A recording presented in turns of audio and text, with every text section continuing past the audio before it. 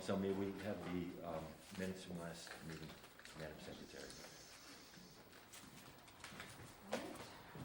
For the February 24th meeting, present, everyone was present, we didn't have any absences. We came to order at 6:38, read the Pledge of Allegiance. The minutes were read. Ralph Comm motion to approve, Kevin second, all were in favor, minutes were approved. Officer Chad Story attended the meeting to answer questions about the effects of STRs on law enforcement. For him, they do not ask if the property is a short-term rental, therefore he knows of no increase in calls due to STRs. The police do not enforce any zoning laws. They have never enforced a noise ordinance, nor do they have a decimal tester. They tell people to lower the noise level, and they do, never been an issue. The blotter, however, is a public database, so we could cross-reference noise complaints to see if they correspond with STR properties. The enforcement regulations. Noise issue is a town code issue, not a police issue. Towns, and per Officer Story, towns have been getting away from noise ordinance because most are so generic you cannot enforce. Howie McGowan made an opening statement. He advocates that we use the zoning ordinance established in the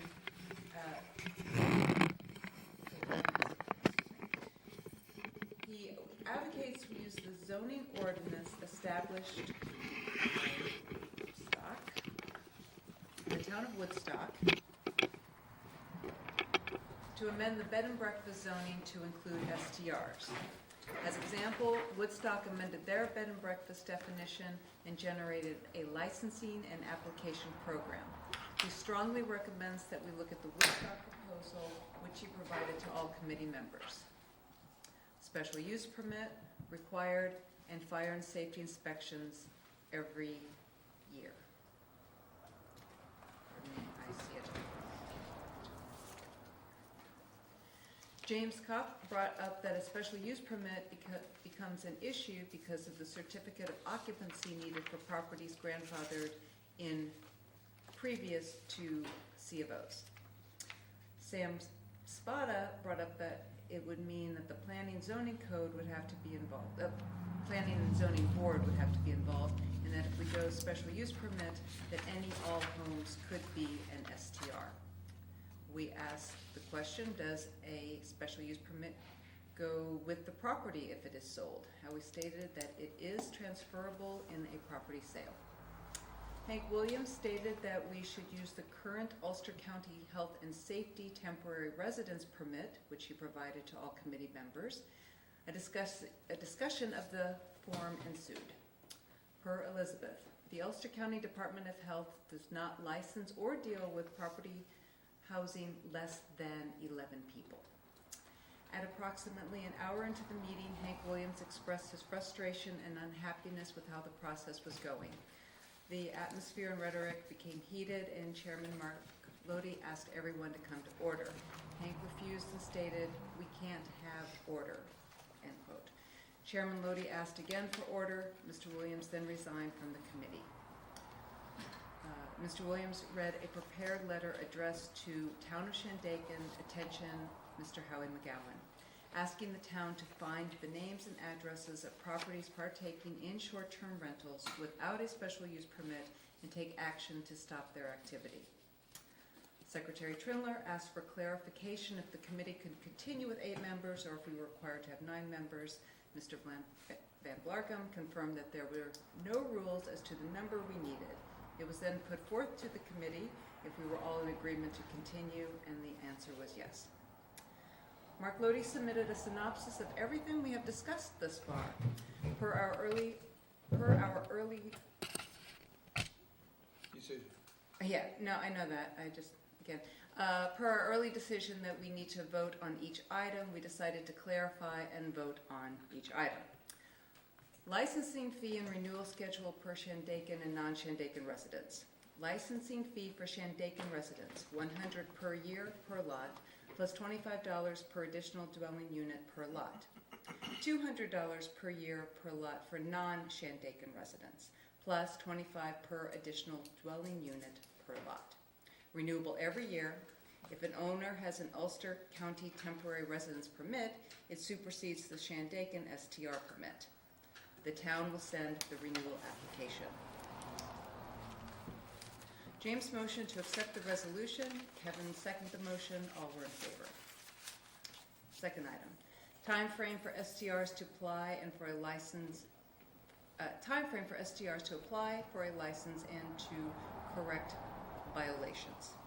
STR operators shall have 90 days to apply for an STR license after the public announcement of said regulations. A license shall be granted upon payment of the licensing fee. The license holder shall have 90 days to have an inspection completed. During this time, the STR is allowed to operate. If the inspector discovers safety issues with the issue or issues with the property, the license will be revoked and the owner will have 30 days to correct the issues. The STR is allowed to operate during this time. This constitutes one, quote, strike against the license. After 30 days, the property will be inspected again. If the infraction's not been corrected, there will be a second strike against the license. After another 30 days, the property will be inspected again, and if the infraction is not corrected, this constitutes the third strike, and the STR's operator's license is permanently revoked. Sam Spada motion to accept the resolution. Elizabeth Neisel second the motion. All were in favor. Note to the above, if you correct an infraction, then all infractions are cleared from your license and you start over with a clean slate. The committee discussed the following questions. If one unit on a lot is shut down due to infractions, are all units on the lot shut down, or are the others allowed to operate? Decided that the license for the property is revoked and no units on the property are allowed to operate. If an STR owner has several licenses and one is revoked, does it affect the other license? Decided, no, it does not. Can you read the part about the infractions again? Sure. If one unit on a lot is shut down due to infractions or the 3 strikes, are all units on the lot shut down, or are the others on the lot allowed to operate? Decided that the license for the decided that if the license for the property is revoked and no units, then I really should proof this better. Decided that if the license for the property is revoked, then no units on the property are allowed to operate. So one clarification, the first notification of a violation counts as a strike? Yeah, Yeah, that's what, yeah. Okay. that's the part I was actually referring to. The Oh. strikes? The part about when an infraction is rectified, what happens. Then it's, if it's Yeah, could you cleared, just read that, Sure. please? There. If you correct an infraction, then all infractions are clear from the license and you start over with a clean slate. How does that? Yeah, I see that. I see, The no, wording is the off. wording is off. If you correct an infraction, If you can't correct clear all open infractions. right, if you Then correct you all, start with yeah, a clean slate. yeah, thank you. I just said, however, strikes are cumulative across every license owned by the host. The count resets to 0 upon remedy of the violation. So I tried to get all that in here, which we'll cover. So this doesn't have to be perfect language. This Yeah. has to be perfect language. Right. But it's the intent that counts.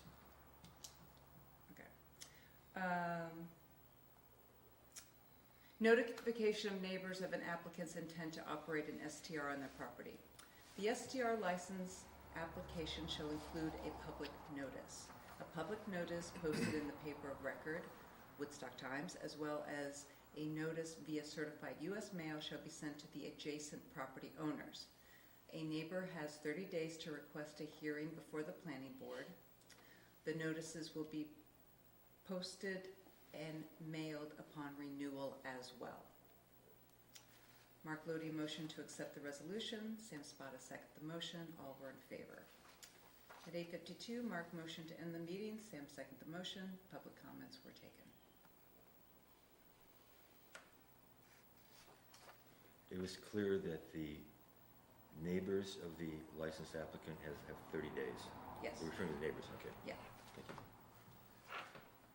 besides my numerous typos in that one, which I apologize.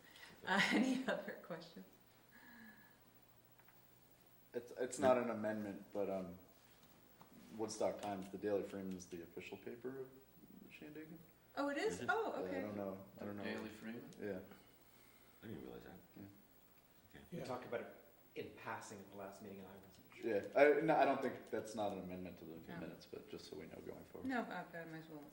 These haven't been posted on the website yet, so just. Did we have a little bit of a discussion about this mailing? Is someone actually gonna sit down and target each of the 172 to 200 STRs and then look on a map and figure out what the names of those neighbors are? Yes. And then make an address list and gonna send it out to 170, so let's say there's at least 4 Only ones that neighbors apply. to Yeah. 200. So somebody's gonna do a mailing of 800 individual envelopes to a person, referencing the person that has an STR and if they have a concern about it. Yes. Well, first of all, it's gonna be a bubble, like we've been talking about, but secondly, that's just ostensibly the job of the admin. secretary, Carrie, right? So the answer is yes. Somebody's gonna have to do that. Okay, yeah, I mean, it's gonna be. But they're pretty contingent on time-consuming. application, so. Could it be done, Contingent upon could application. it be done together with the tax mailing, the property tax mailing? Well, Yes, it could, but we're getting you off still track. have to Let's We are. settle off on the Let's finish the minutes first. Yeah, I think you have another few items, right? No, that was it. Oh, Public comments. There you go. okay. I make a motion to accept the minutes as edited. Thank you. Second. All in favor? Aye. Aye. Okay, so the minutes accepted as so amended. Thank you, Madam Secretary, and thank you for your dispassionate recording of Hank's departure. That's all it needed to be. Okay, so as the minutes pointed out, we left off approving and actually voting on the synopsis of all the regulations that I thought we'd all talked about and were complete. So after all the input from last meeting, we wrote a second draft. And so what I hope to do with this meeting is go through the items we haven't yet gone through, get approval or amendments, and then come up with what I am assuming would be the final draft, and perhaps one more meeting that we can approve. So And- between now and the next meeting, we would review these in detail and see if we have any edits and bring them to the next meeting. No, I'm going to do this in detail in this meeting. In this That's meeting? the purpose of this meeting, yeah. Okay. We've already gone through a lot of this, by the way. Okay, so So- this is new stuff or old stuff? No, well, So, both. So as per last time, if you recall, the stuff in the black is stuff we've already talked about and agreed upon, although we have since agreed we need a vote on every item. I think we already voted on the definition and the first couple of paragraphs. What's in blue is what we talked about and agreed upon but didn't vote upon. What's in green is my interpretation of what I think happened, okay? And then what is in red is just questions I have, that I have to answer things like in terms of reading and stuff like that. So you've already read some of this, but I don't think we need to go through the definition first paragraph. We did that at the second meeting. And we went through most of this first page until we had a disruption, but I think we should read that again to make sure we're all on the same page. The first paragraph is directly out of the minutes.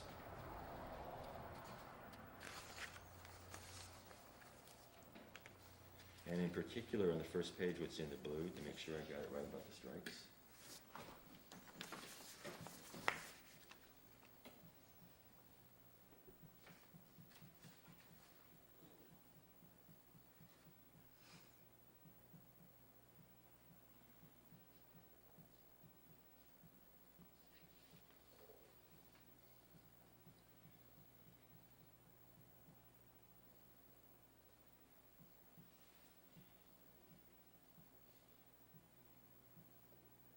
If you could suggest more streamlined wording.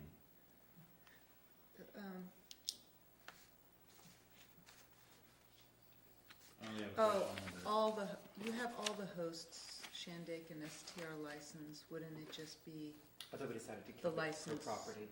per property? So What? the last line in blue, before your green, of all hosts, Shandaken STR license, that counts as 3 strikes and a revocation of all the hosts, Shandaken STR license.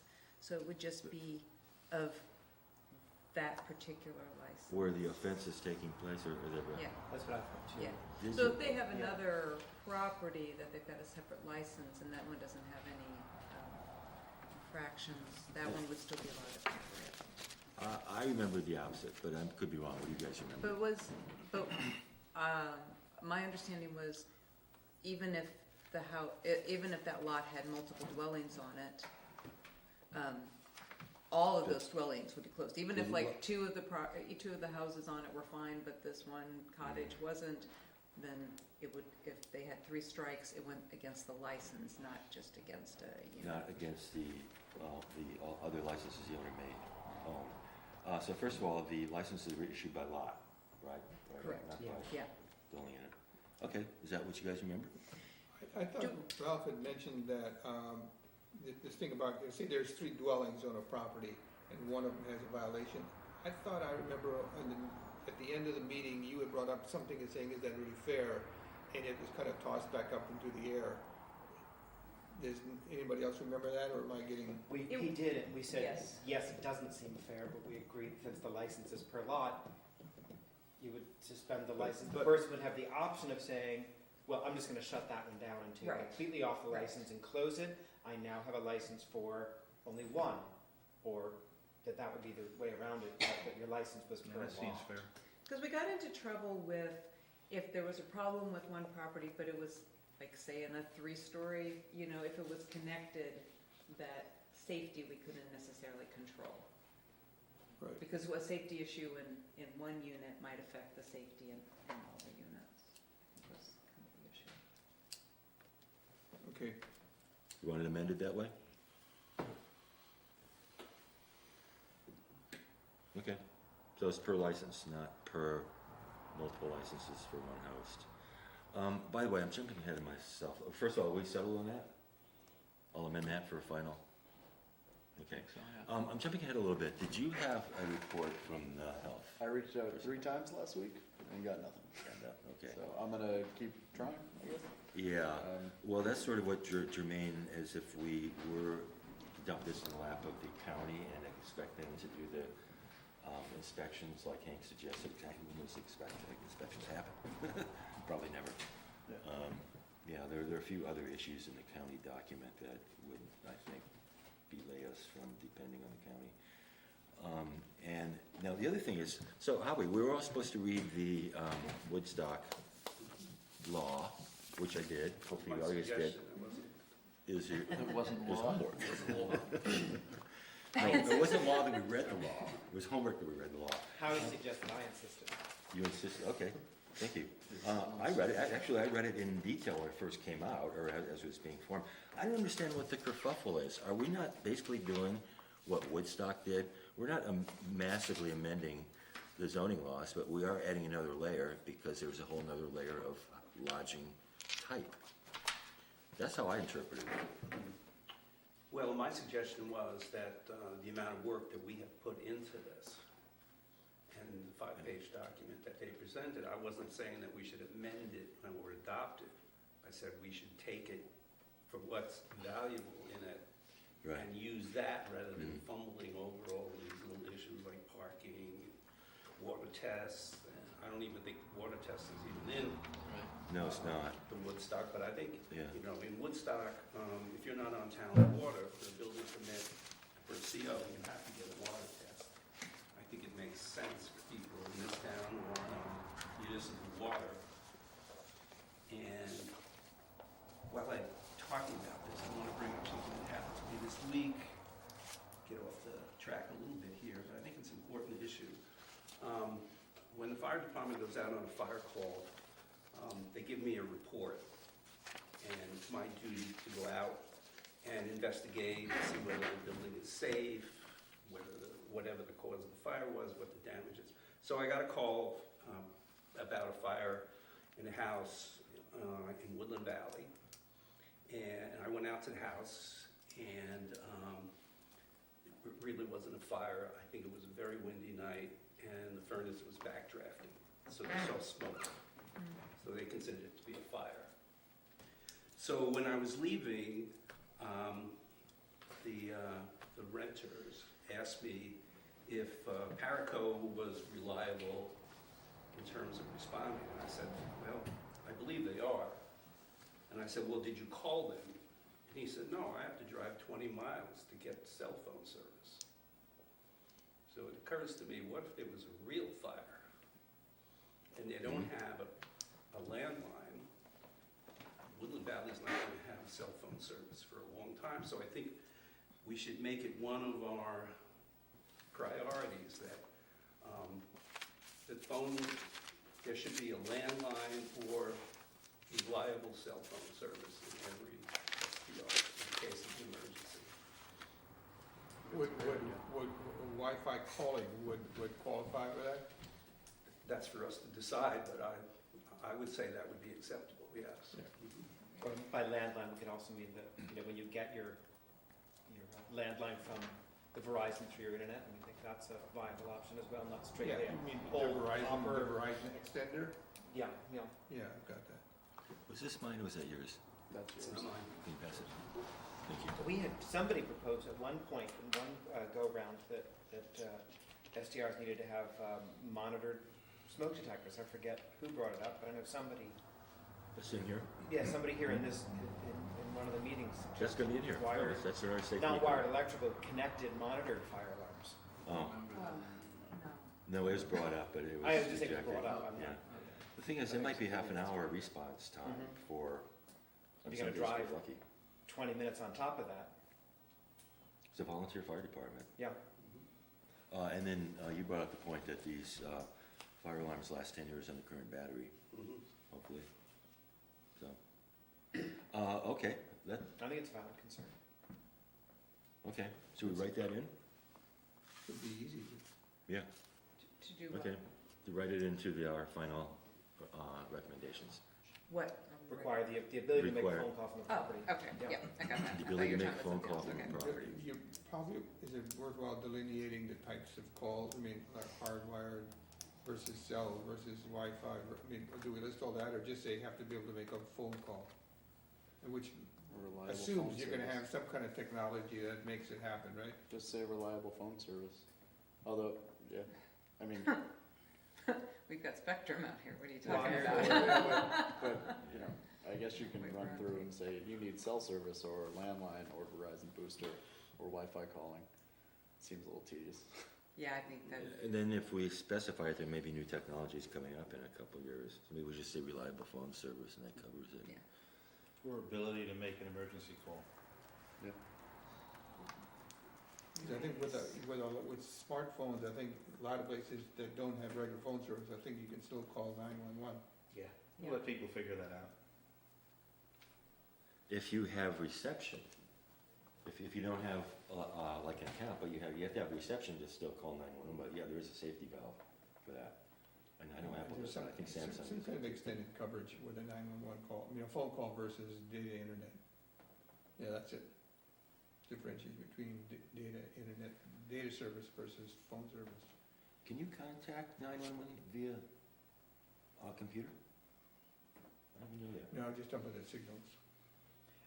If you have something like the Google Voice account, Google Voice over IP, something like that, Yeah. then yes, you can. But the computer again has to have a microphone and a speaker. Not unheard of in a laptop nowadays, of course. Can we say reliable telephone service? Does that cover everything? So that'll go in draft 3. Okay, well, thanks for bringing that up. So the thing about the water, the health issue was about the water test, was the primary issue about the water test. So Vivian doesn't seem to think we should include water test. Well, that's a new thing I hadn't heard of, so, I didn't see that in the Woodstock. No, how No, I you don't just believe they have. address that? So, Yeah, it's part of it. Get a CO on any new residents. So, well, we're about to come to the issue about C of Os. We discussed that at length also, and what was decided, or at least what I wrote in here, that's at the bottom of the second page, is that if you are not required to possess a C of O because the house was built before 1977, then the STR is not required. But if the house is built after 1977, a C of O is required for occupancy, and a C of O will be required for an STR. But anyway, moving ahead. We're back on page one. Back on page one, I mean, I know, we'll have to settle off the water issue, but back on page one, let's move down here. So we're going to say that only the offending license is removed, not every license Right. from the owner. Any other changes here? Did I get the strikes right? Yes. First strike on a notification. So that allows a person 60 days to correct. So a lot of dangerous stuff can happen in 60 days. But it's less than if you don't count the first one as a strike. Yeah, that'd be 90 days. That'd be 90 days. Okay, any other changes on that second paragraph? So I think what you're gonna wanna do is, you say revocation of that STR, Shandaken STR license, I think it's that specific license. And I think you wanna strike the sentence that begins with however. They're no longer cumulative across every license, based on what I heard today. Correct.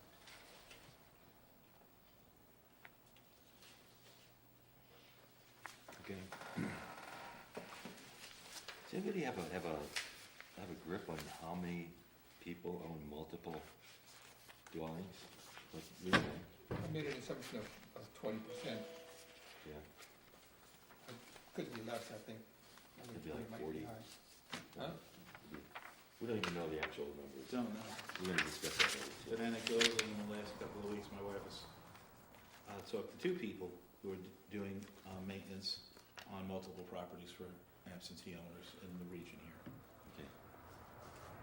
These are contractors? Yeah, they're doing like the cleaning up, that sort of I thing. say if Roberta was here, Okay. if Roberta Curtis was here, she would know. Yeah. She said she was gonna come. So do we need to vote on page one? Yeah, I believe we do. Is there any further discussion? So may I have a resolution to accept the second paragraph of page one as amended? So moved. Any Second. seconds? Elizabeth seconds, all in favor? Aye. All opposed? So, are you opposed? I think so, after reflection over the last 2 weeks on that, I think the inspection should become priority before a license is issued, not give somebody 90 days after the license is issued, but that's my own opinion. We discussed that because do we have the manpower? And we keep discussing the bubble, which is gonna happen. Actually, no, I think, I don't understand why someone needs 3 months after they've applied for a license to call and say, I'd like to schedule an appointment. I Well, actually don't see why we need 90 days. What is the basis for your statement? Have things happened that make you change your mind? Well, just the thought that they're applying for a license to rent rooms in their house, and they will have up to 90 days to correct any violations there. 180 days? I think the inspection should be prior to issuing the license. Well, And I think they, we can make it so that people could start applying for a license sooner than waiting for all this to go through. can I have a clarified question on that, Howie? Sure. So if, when we say you have 30 days, so if I get a license, I would call to arrange an inspection. It's up to the town to determine when that actual inspection takes place. how long it takes the town to do it isn't what we're What the issue talking is, the about. issue is how long does the host have to do that? I mean, the host should be able to call within 30 days after getting a license, say, hey, No, I'm, you should or even the same day at the same time. schedule the inspection when you apply for the license. Yeah, Yeah, I think you'd make it, don't issue the license and then have the inspection, but have the inspection prior to issuing the license. for new ones, and there's a lot of, are you saying you shut down everybody until they got their inspection? Well, we don't have, when we adopt the law and we have a license or a permit, you apply for the permit first and you pay the permit fee the inspection or whoever does the inspection. And then they're granted the right to start operating. to get a license. That language is in here because we were nervous about this huge influx of people coming into a limited manpower I think it situation. addresses some of it though, if we just say, I mean, the original 90 days, we're gonna come up with a resolution, the town's gonna pass something, and we're gonna say, yep, here it is, and we're gonna announce it to the town, and from that date, you have 90 days to apply for your license. But That's then we're in here. giving them another 90 days to schedule and inspect. I think it should be that original 90-day period, we announce it, you've got 90 days to apply for a license. When you apply for a license, you should schedule an inspection. Wait a second, I didn't say 90 days to apply, I said 90 days to effect an inspection. No, it says 90 said days both. to apply. Both, Yeah. It says, 90 days to 90 apply to and 90 days to, apply, that's 180 and then days. after the application, but it does, give 90 they days. could be concurrent. to- I assumed they I were think they should be concurrent. concurrent.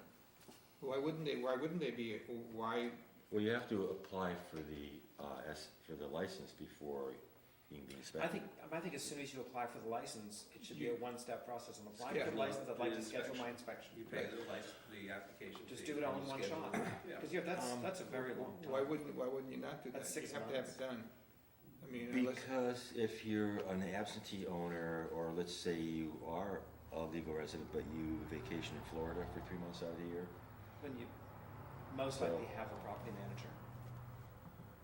We they- got into they the have 90 days because we started going to every different scenario of Yeah. somebody who's only up here half the year and is in Florida the other half of the year and is, you know, so we started, that's why I think our time frame kept Still growing growing. to a lot for Well, every situation.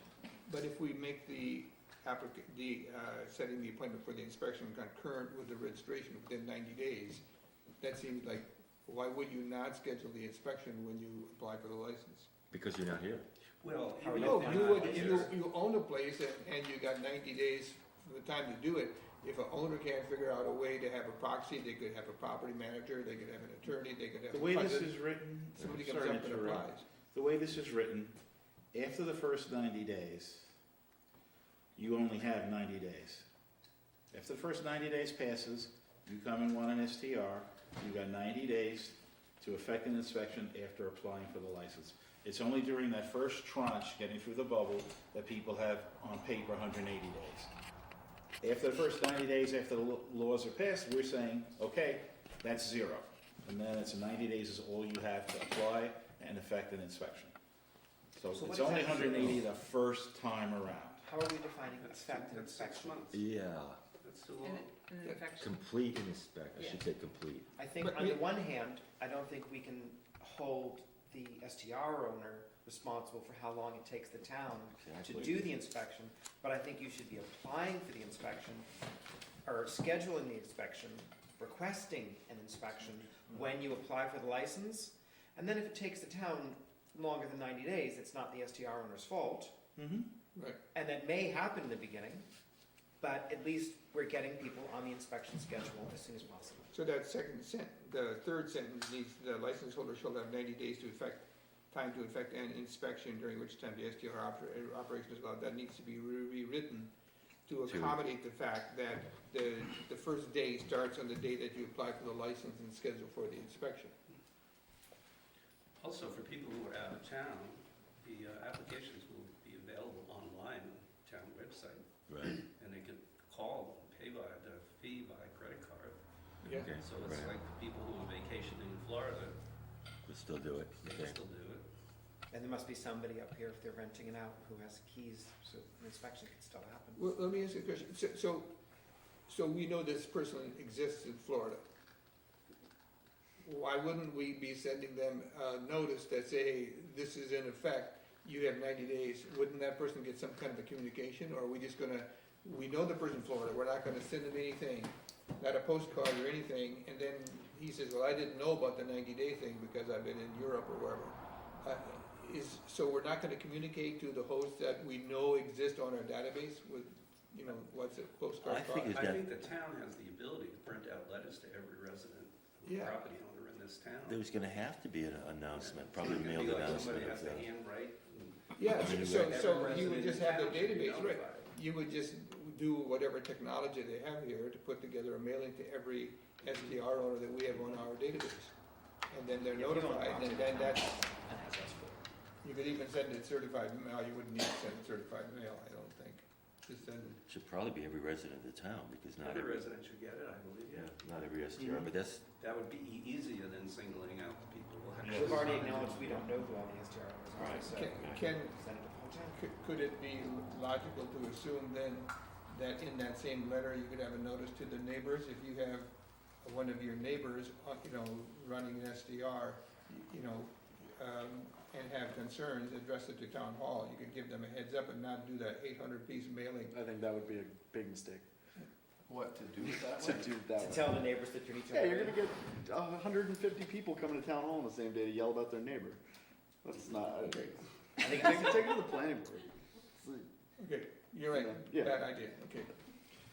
So what's People the should timing think. that we want? After we said 90 days, once the law gets passed or resolution gets passed, that's a one-time only 90 day.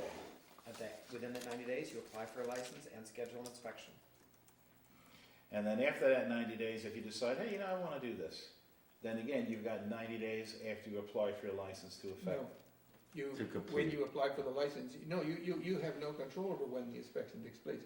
If you sign up apply within 90 days, you also schedule the permit, you say the town owes to get back. Which 90 days are you referring to? So, say, The first 90 the days? first 90 days, yeah.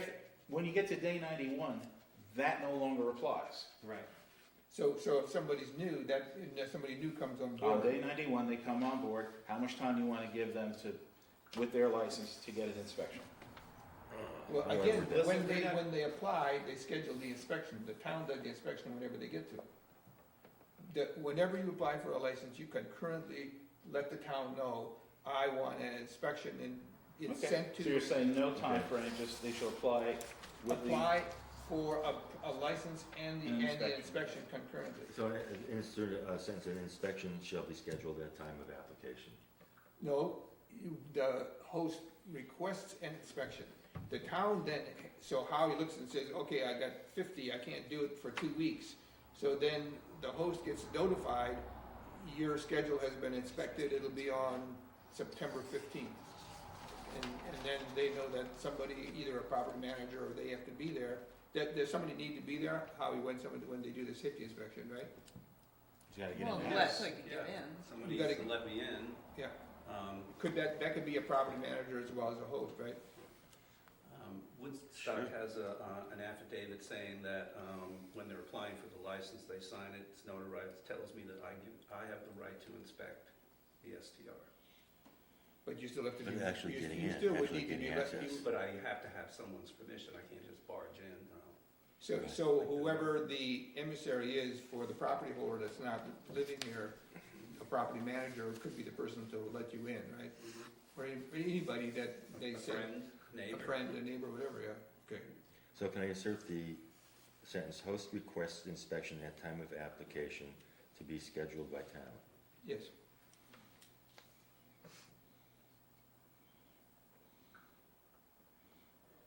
Anybody else on that? And the last sentence, the second last sentence gets struck out. So, STR operators shall have 90 days time to apply for an STR license after the public announcement of said regulations. We're all agreed with that, Yeah. okay?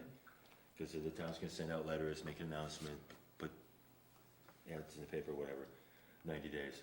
A license shall be granted upon payment of the licensing and inspection fee. When you apply, you're gonna get a license, and you request inspection at the time of application to be scheduled by the town. So there's no onus on the applicant as to when that inspection happens. The onus is actually on the town, correct? Well, I think you should be a reasonable amount of time that the town should reply or respond. right.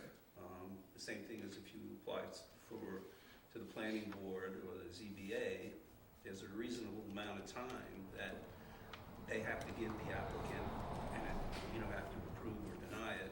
And if they don't, then it becomes automatically effective. It's automatically. So,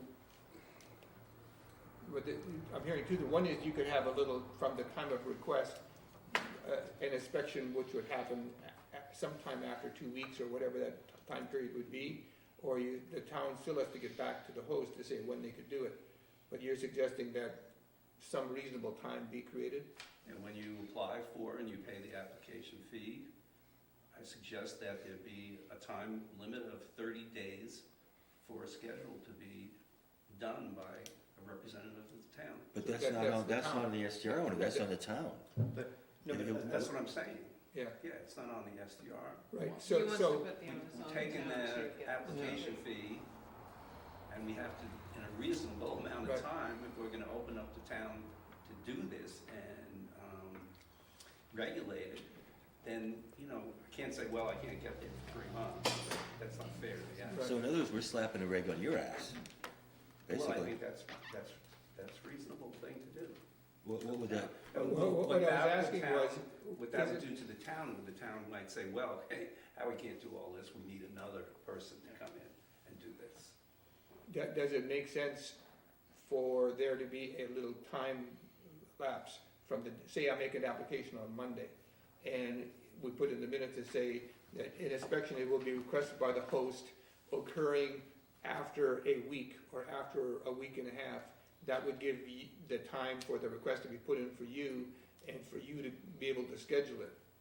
Because I think keeping it simple is the much better way to go. just say town must From the complete date schedule that inspection whatever they within do, 30 that's days. right, okay. Town must complete I inspection. don't think the new owner, the new STR should be given a permit off the bat until the inspection is done, if it's Well, done in a everyone's gonna reason. be new. We talked about Well- that, we aired that out ad nauseam. Well- No, and the reason because you being- now have 180 or whatever it is already on hosting platforms that Yeah. have bookings through the next 9 months or 12 months already. You're gonna, So you would, Yeah, we you should you do. say you would grandfather those in, but all new well, applicants would have to to me, be those required. fall more into what's written here, but the brand new one, I think, should be treated differently.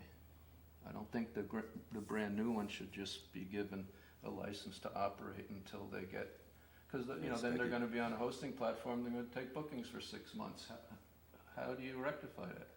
Well, the reason that we put that in was because we were fearful of the town's ability to I make timely understand that. inspections. So, But I think, have we lost that fear? no, but No, but I think I Ralph think the has a lang- valid point. I think If you're starting a new Mhm. SDR, then one would hope that you've researched it, you've gone to the town, you've gotten this list of rules Mhm. that we're coming up with. You go back to your property, you make sure it meets the rules, and then you apply for your license, get your inspection, and you're open. Just like we were hoping would happen anyway, with Just people like would getting a apply for the driver's special license permits, or- and nobody did that. Is there a legal thing, so let's say that happens to me and I have to go through it and I learn what happened to a person that already was here. Is there a legal consequence where the person can sue, say, well, it's unfair treatment? Equal protection by law. I don't, Yeah, I, and the thing about this is even if they can't sue, or even if there's not an appropriate lawsuit, Well, if I'm an attorney who has an Airbnb and I'm a managing partner from some Manhattan law firm, and I have 20 new law associates sitting around with nothing to do, of course I'm gonna drop some paper on your ass. Like, we can expect that to happen. I think it's part of the pre-existing condition aspect, though. The ones that are already in motion, as opposed to the ones that would be new. I'm existing as an inn and operating under certain conditions that my new neighbor at the Alpine now cannot operate under. And they've had to wait several months longer than they hoped to get To get the, permitting to operate.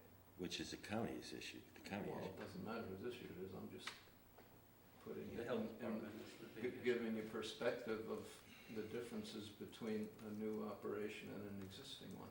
But so if Howie's doing the inspections within 30 days, so I'm a new guy, I say, I'm interested in setting up an SDR, and I say, okay, will the town commit to 30 days, say, the inspection, there'll be inspection within 30 days, and then you can come and apply, if that's how it's gonna work for a new guy?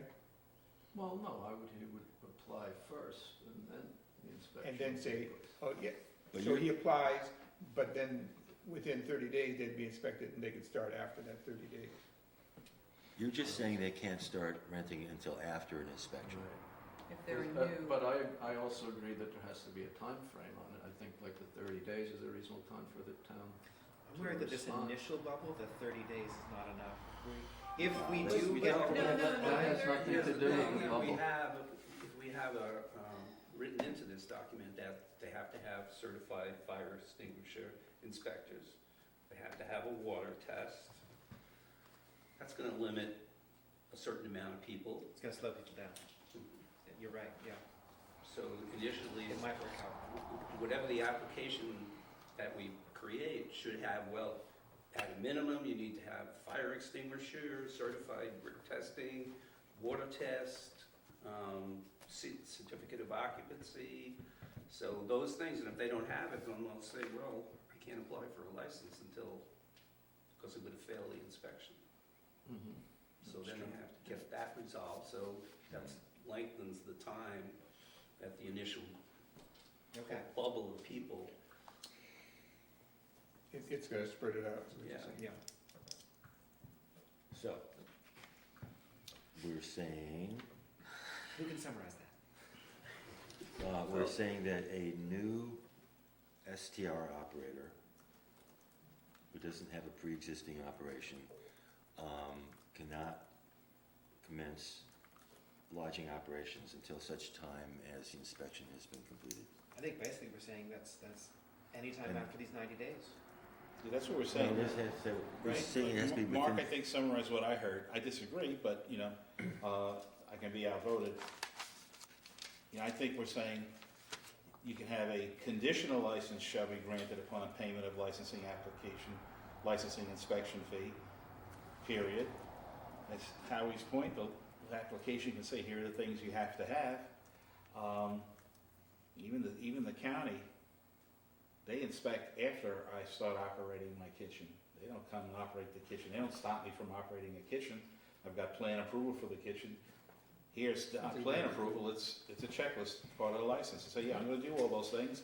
And, if I draw the short straw and short straw, and Howie shows up the next day, I'm out of luck, because I didn't do it. So do it before you apply. I'm okay with a conditional license granted upon payment. I am too. That sounds very rational to me. okay, conditional license granted upon payment, but a new operator cannot commence operation until such time as an inspection. No, Yeah, that's so not- what No, else? I'm saying if you're a new operator, You can operate right away on the assumption that there's gonna be an inspection within 30 days. Within 30 days, with it, could be the next day. Within 30 days, right? and the assumption is that the fire extinguishers and stuff are already there. I mean, Okay, And that's also implying that they're applying for their inspection date when they apply for the permit. yes, Is that, we decided that, right? yeah, So, so that's yeah. the same in all cases, so it's simple. and it will then be up to the town to schedule that inspection. And And so could we're the, gonna say that the town has 30 days to schedule that. And this puts the onus on the applicant to affirm, I'm gonna do these things. And that should And be I know on the you might application. expect me tomorrow, you might expect me next month, but I'm gonna do all these things. And therefore I request the conditional approval to start operations. And all the more reason than if they don't comply, that's a big strike, right? But what about the owner that is more cautious and says, well, gee, I think I maybe want to do this, but I want to know if it's going to work or not? You mean running an Yeah, SDR? I mean, some people want to jump right in and just start and, Well, they're they not don't too have to concerned, they're start not too right away. concerned about this or that. They still have to be ready at the time of inspection. They'd have to have smoke detectors, they'd have to have fire extinguishers, they'd have to have proof of the water test. So they're and in for even a if penny, they- in for a pound the day that they submit the application. Yeah, and it's like that, like $100 or $200 is the end of the world. I mean, that's what they have to pay. So if they do it for 6 months and say, I don't think I wanna do this, this is too much work, they've more than got their $100 back or $200 back. What about if we say that upon application, that a certificate of occupancy has already been obtained? Maybe their house was built in 2002, and they have a certificate of occupancy, and it basically said carbon monoxide testers, smoke detectors. If they don't have that, then they have to have the inspection before the license is given. Okay. I mean, making it more complicated, but at the same time, it's making it easier if they have a CO already. I mean, back in 2002, Tom Burt would issue a CO for a swimming pool and a deck. So that's not a valid CO, but sometime after that, you know, when he began to learn more and more of the issues, then, so I would say probably from 2006, 2005 till present day, COs are legitimate. And that's not saying that ones that were issued prior to that are not valid, but some of them are not valid, a percentage of them. So by saying that, if you can prove to us, and it should be in our file, that there's a CO that was issued for the residents, then you don't have to wait for the inspection to get the operating license. I mean, that's complicated, but So that's assuming everyone with the C of O is maintaining their smoke alarms, maintaining their carbon monoxide Yeah, alarms, yeah. maintaining access egress. Assuming, it's a big assumption. mhm. It's a smaller assumption than just granting conditional licenses though, so. So the new people would have to bring their C of O in? No, it would be on file. It'd be on file, right? So what do people think that? So you're saying if you have a C of O, you You will can serve get that. your operating license Right away. right away. You don't have to wait 30 days. I mean, you don't have to be inspected again. You've already been inspected for a CO. So if I buy a house that was built before 1974, Then you would need the inspection. and then I would need to get an inspection first. We'll still want them inspected, but they can start operating right away. But you'll still do an inspection. They have no If they have CO, a they CO. have, House is I built would before- suggest they have to wait for the inspection. And if they do have a C of O, they don't have to wait, but they're still gonna get an inspection. Yes. Yes, Okay. at some Yeah. point, but it wouldn't have to be It's not as immediate. pressing. Yes. And Well, when you- within 30 days, we're saying. Unless it's pre-existing non-conforming on the building first. Let's wait for- I don't even know. You know, I think they should wait Mark, for I the wouldn't inspection. write, I know that Howie committed the town to 30 days, I'm speaking joking, jestingly. Even though he says 30 days, I think it may be good in our thing just to say to be scheduled by the town. Because the town might not make 30 days in all cases, some days it could be the next day, but it's not, because the onus is on the town, we're the SDR committee. Right.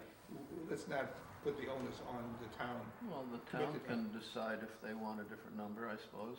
Yeah, I think it's good to have a number in there. I Yeah. think. I don't know what the best number is. Howie's the best judge of how many places we can inspect. I feel there should be. I mean, it's what, as you said, it's what we do with the zoning board, it's what we do with the planning board. I think it's only fair. You can't have somebody just waiting and waiting and waiting. 3 months go by and they still haven't been inspected and they're just waiting. That's not fair to the property. So what if we say 30 days? You can't affect 30 days. It opens the town up to more lawsuits, I guess, right?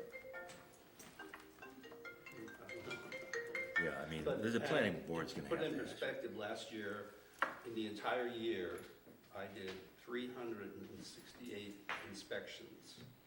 And that would be for certificates of occupancy, certificates of compliance, for regular inspections during the course of construction, which are about 10. So that's count. So I didn't have any trouble doing 368 inspections last year. So it's like maybe 3 every workday you show up, or? Yeah, something like that. Not every workday, but during But I any mean, one average. week, it might be as little as 5 this time of the year, and it might be as many as 10 or 12 in the summer. Well, how long does one take you? Once you show up, let's say. Yeah, well, not including driving time. I try to stack them up so they're all in a general direction. And I would say certainly less than half an hour. But, Okay. maybe, it takes me to drive up to Kelly Road, that's a half hour to begin with. But there's only a dozen houses on Kelly Road. So. Right. Well, this is gonna be on you and the town to Yeah, yeah. sort this out. I mean, if, Mhm. Well, especially if we're already hoping we get a safety inspector, then if Howie says he can do 30 days, I think that's great. The faster we get them inspected, the better. That's, And Terry's in training. Carrie is in training for that, right? Yeah, she, because of some personal issues that came up, she has to reschedule, and the next, you have to do the classes in order, so I think the next classes won't start till August, so she's probably not gonna be of much help. But, I'll have to look into that. I think the town can appoint a temporary building inspector, and, Would you like get Warren Tutt to freelance or something I like don't that? think Warren's interested in doing that anymore for this town. But, you know, there could be a checklist. I see a fire extinguisher, I see, you know, Okay. emergency exits. So, are we all in favor of Howie's recommendation about C of O pre-4, the pre and, what you said, are we all in agreement with that?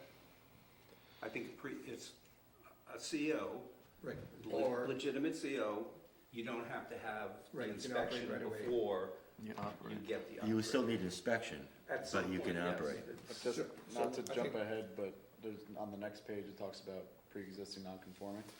Yep. That we don't think they need a CO, so I just asked Yeah. Howie, they should be contingent on inspection, is that? Yes, I you know, think they should. yeah. Which one was that? like paragraph, At the bottom. Yeah, so should we look at that then as well? I like to get off page one, Yeah. because we're reviewing the black stuff, which is the stuff that we had already agreed on. Yeah, yeah, right. Which we talked about last Yeah. time we were here. So we couldn't get out page one last time. I was hoping to get through this whole thing. Well, I was outvoted, so that's up to you, it's the rest of you. Mark, I'm sorry to interrupt, but before you get too far from this, on the subject of water testing, I wasn't present for any discussions on that subject, but I run one of a small number of private water systems in the town.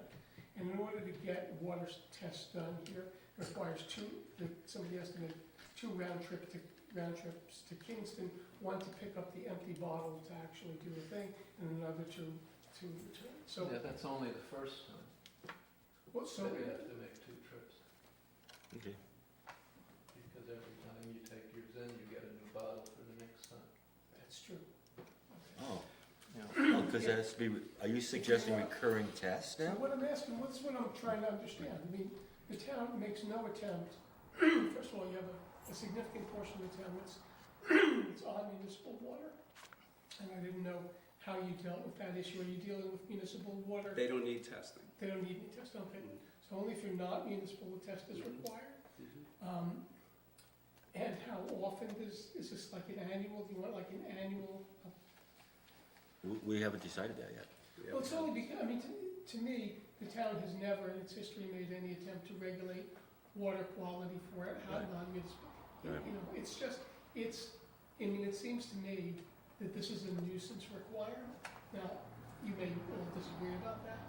You know, I mean, most of us, you know, whether we have wells or whether we have small private systems or whatever, I mean, you know, these homes, there are C of Os issued for most of these residencies. I mean, I just don't quite understand why the committee wants to attempt to regulate water quality issues. The committee's never said they want to regulate water quality issues. It's just come up as a point of discussion. We haven't made a decision on it yet.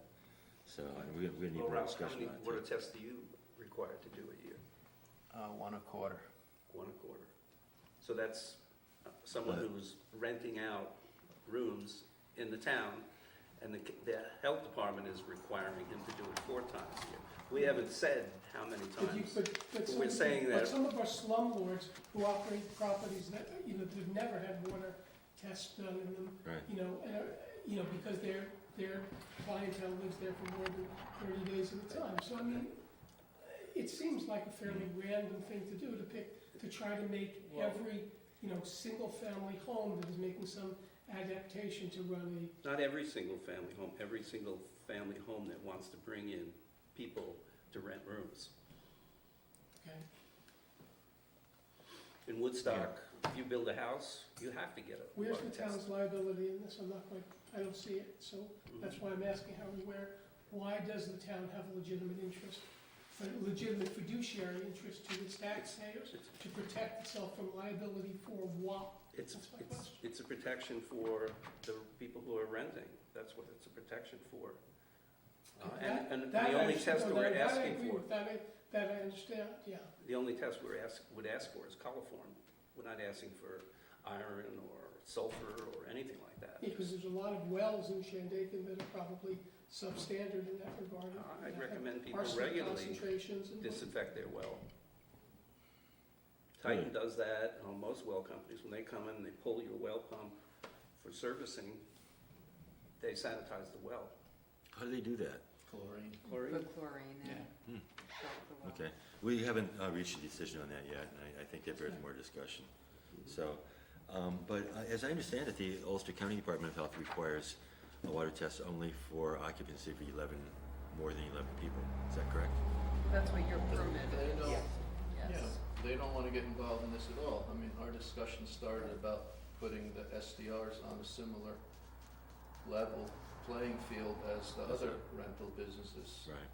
And now, obviously, the SDR owner would rather not comply to more regulations. It needs further discussion. We'll get off page 1 first. So, I think we're done, are we on? well, I think we have a page what's the one. issue about the C of O? If you can continue to operate, if you have an existing C of O prior to the actual inspection. If you don't have a C of O, you cannot operate until such time as you have an inspection, correct? But that's That's what I only heard. for new New STR, STRs, applicants. Right, new applicants. right. Who People- aren't already. Okay. But my interpretation that everybody's gonna be new, because we don't have any regulation now. No, but, What do you mean by new? oh, my, Existing existing. Existing, what do you mean Like, by? so I'm already an existing, Mhm. I'd be an existing applicant. Mhm. I've already got bookings for, through the summer. So when I apply and I submit everything, I'm not having to wait and not take bookings or cancel my bookings such until time I as you have get the it. inspection. I think I'm the saying answer is- you would have to wait. I'm suggesting that. So let's vote on it. I don't agree with that. Yeah, I don't agree. I don't agree. We said give them 90 days to fly, because we're not inventing STRs, we're trying to react to the fact that they're here. So give them 90 days after the passing of regulations. Well, we're To make inventing the their application. regulations. That's what we had in black written here.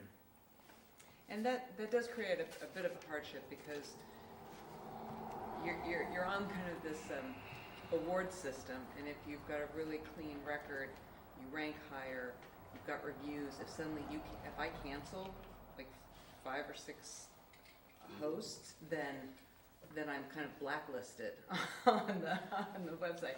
So, I mean, that's why we were. I'm sorry, but that's not my problem. I understand that's not your problem, but I'm just saying that does create a hardship for hosts who are I think And aren't we past that? It's written in black and white from last meeting. Can we Yeah, just vote we on it to talked make about sure? that. Let me just say before we go further, before we started this whole thing on the second meeting, we agreed to 4 principles, that everything we do here is going to be filtered through that lens. And those 4 principles were what?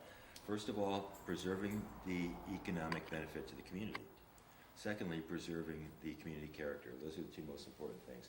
The third thing was everybody's safety, the rentor and the host and the guest. And the 4th thing was preserving individual property rights. Sounds right? So if we ask people who are currently operating to suspend operation after they've had bookings and suspend operation until such time as they get a water test, that's gonna be a financial hit to guys like you. It could cost thousands of dollars for that SDR loan. So what if we grant a license as a township to someone who has pre-existing non-conforming, no CO, and there's no smoke detector, and someone gets killed? It would be That's a- between the property owner and Airbnb Well, to the- address any. But the town is licensing it. Yeah, if the town gives a license, but That's the, right now, we're not saying anybody on day one of when we announce the regulations, we're not saying all STRs have to shut down, they have 90 days to apply. Can they not apply for a license, schedule an inspection, continue to operate, still not licensed, therefore the town has not licensed them, but we're not insisting they shut down until they've had an inspection and we find a reason to shut them down. So what, Town wouldn't be liable until they give us a license, so, and they haven't got to shut down. I would think we'd need to talk to the lawyer. That might be, yeah, that Yeah. might be, but. I know we're not supposed to really reference Woodstock, but doesn't this land use permitting and special permitting scenario solve a lot of that, or some of that? The way they've done that, by permitting certain levels of STR? Theirs was similar to what you mapped out, Sam. I mean, actually in I there, can't remember what they had. Owner operated was Yeah. permitted use in the town of Woodstock. so, can I paraphrase what you said? 'Cause A, I think it's smart, and B, I want to see if I understand it. So what you're saying is, on the day I apply for a permit and I schedule an inspection, I don't get my permit on that day. I can continue operating because I have been, but within 30 days, I'm gonna have the inspection. Once the inspection takes place, only then is the formal license issued. And therefore, the town doesn't have responsibility, legally if you will. responsible. Yeah, Yeah, let's get that we're confirmed. putting the host through a process and stuff, and, because we're already operating. It's not like much is changing, except we're taking into consideration, but we're doing that one little sidestep to take the onus off the town. I think it's a smart solution. Are we compiling a list of questions to ask an attorney? Is that one of them? That could be one of them. Okay.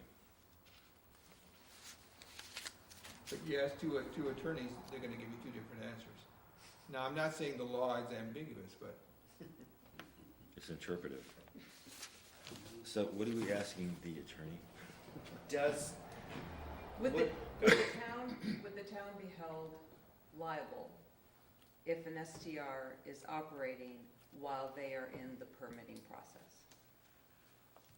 Is that correct? is the town liable if, quite succinctly, right, Under a license process but hasn't been Exactly right. inspected. right. If they're in the process, In other words, right? They're not licensed yet. they have an application in with the town, a request to have an inspection scheduled. And so they're in this limbo state, which is not much different than how they're currently doing it, except there's now, they're in the system, they're entering the system. To your knowledge, has any of this, a lawsuit of this nature ever come up with the town? Anybody suing the town for liability because of injury? Has that happened any time in the last 10 years?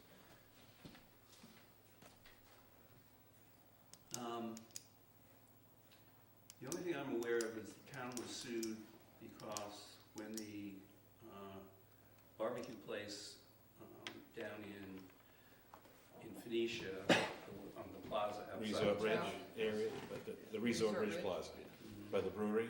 Yes, yes. They sued the town because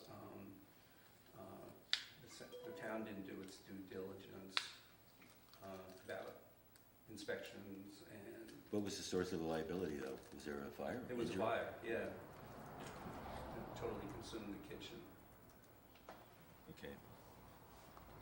All right, so, well, I mean, it's not exactly the same thing. we've been saying all along, we want to keep this as simple as possible Okay. to encourage people and not complicate issues. It's So, just- so May I Actually, suggest, I just want to just throw this out there. We're continuing to second guess ourselves. And I can assure you that whatever we come up with is going to get darts and mud thrown at it. It's going to stir up everything. Yeah, you have to It's gonna- defend it. You Yeah, have to defend it. and that's fine, and it's going to get a due diligence, a legal review. You know, I'm wondering if we are just getting too far into enforcement and too far into details, that we should just keep it to a much higher level and say, here's what we recommend. And we're recommending this not because we're inventing STRs, but we are reacting to the fact that they are here. They exist, and we want to help the town deal with it.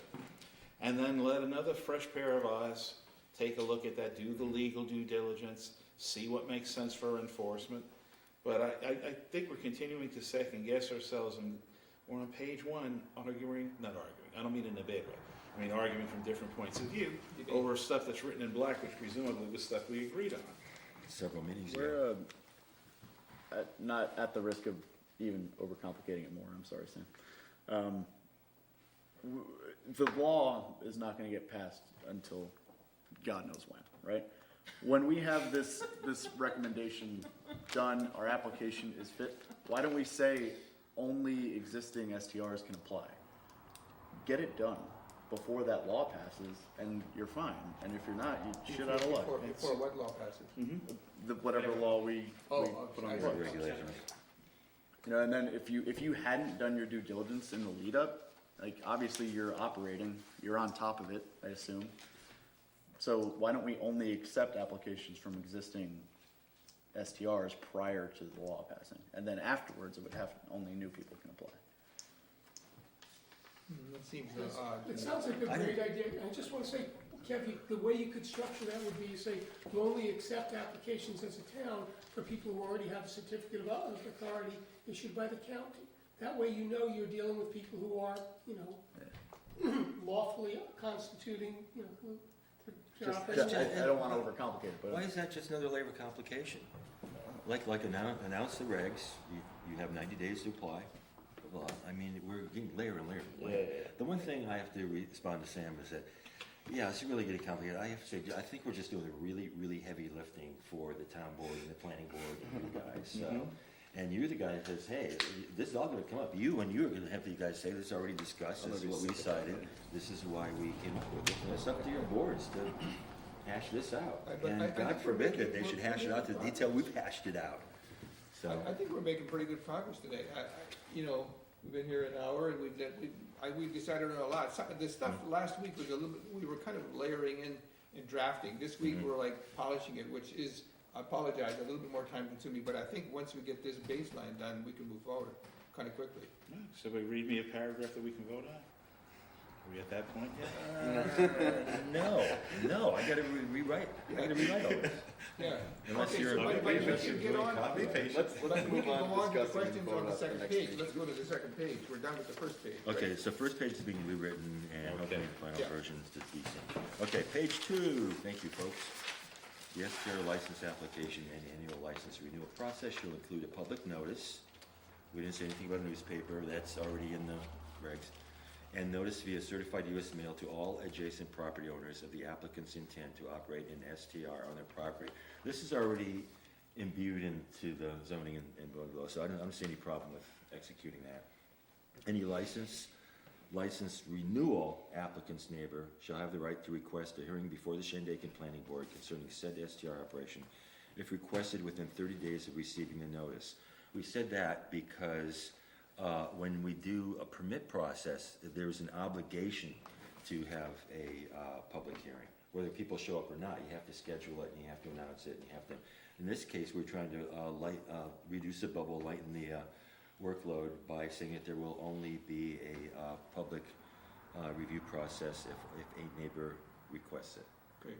I think we'll Okay. agree with that. Yeah, Any change? no. That's good. May I have a vote on the first paragraph of page 2 to be accepted as read? I make a motion. Second. Second, Second. Kevin seconds, all in favor? Aye. All opposed? Paragraph so adopted as read, thank you. Next paragraph, STR property ownership in Shandaken and the enabling license thereof shall be unlimited in number to any legal resident of Shandaken who is a resident host. And I was playing with the definition of legal resident. There will be people who are legal, who may own 3 or 4 houses, but their legal residence is here. And they may only spend, 3 or 4 weeks out of the year here, but they would still qualify as a legal resident, but they wouldn't really be a resident host. So I'm saying rents, lodging in his or her full-time legal residence. An STR operation licenses in Shandaken granted to non-Shandaken residents or Shandaken residents who are not resident hosts of the licensed property, because we said that there will be unlimited number allowed for people who actually live in the property, who are hosting in that property. But that same person could have additional licenses where he is not the resident host, okay? That could be one of the same people. So STR operation licenses in Shandaken granted to non-Shandaken residents or Shandaken residences who are not resident hosts of the licensed property shall be limited in number to 10% of the currently existing, and how do we word this, dwelling units, housing units, single-family units, multiple, Isn't it That was 10% of the total properties. total lots? Yeah, total lots? that's where that number came from. Yeah, that's what I think it is lots. Okay, so total lots in Shandaken, okay, so I'm gonna get a new, and the parcels, Shandaken, 3,515. If you're saying parcels. Yeah. So that's 10, so now we're up to three, So all those parcels 350. would be a parcel of land with no dwelling on it is a parcel, right? And and a property that has a dwelling on it is a parcel. So I think we're talking about housing stock, so you have to figure out what subset. Improved parcels? These parcels include like businesses too, or?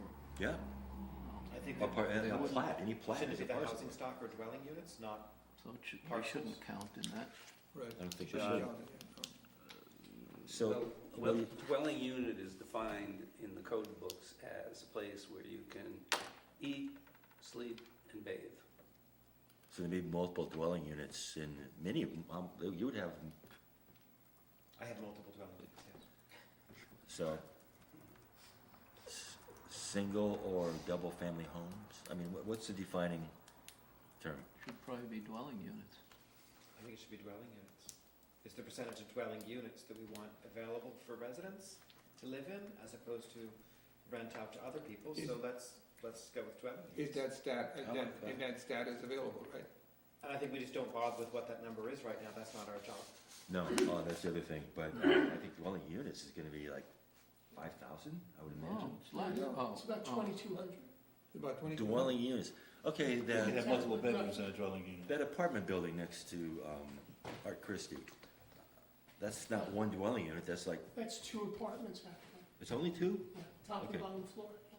Okay, So that would be I mean, it's two, still a significant number, that's why we dropped it from 20% down to 10%, I think. It's still right.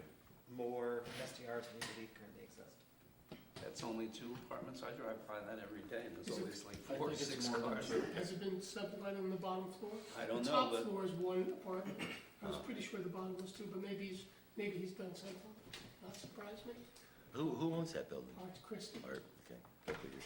One thing I just want to go back, I had thought we had, your first sentence in blue, Mhm. definitely what I remember. But how about rental units instead of dwelling? No, because you can have a house that is owned by an individual that isn't being rented out, and they suddenly want to do an STR. Right.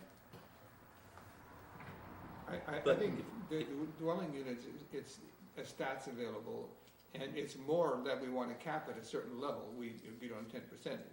So let's just go with an easy, simple solution. If we want to change the 10%, we can discuss that, but that's more the germane issue, is what's the percent, not the number of, if there's a stat that says the number of dwelling units, we're just looking for a baseline to grab a hold of. Yeah. Right. Well, I'm just telling you what the definition is of dwelling. Yeah. So I'm Yeah. saying that might not be the right word. The Woodstock one actually incorporates a couple different definitions. So, Okay.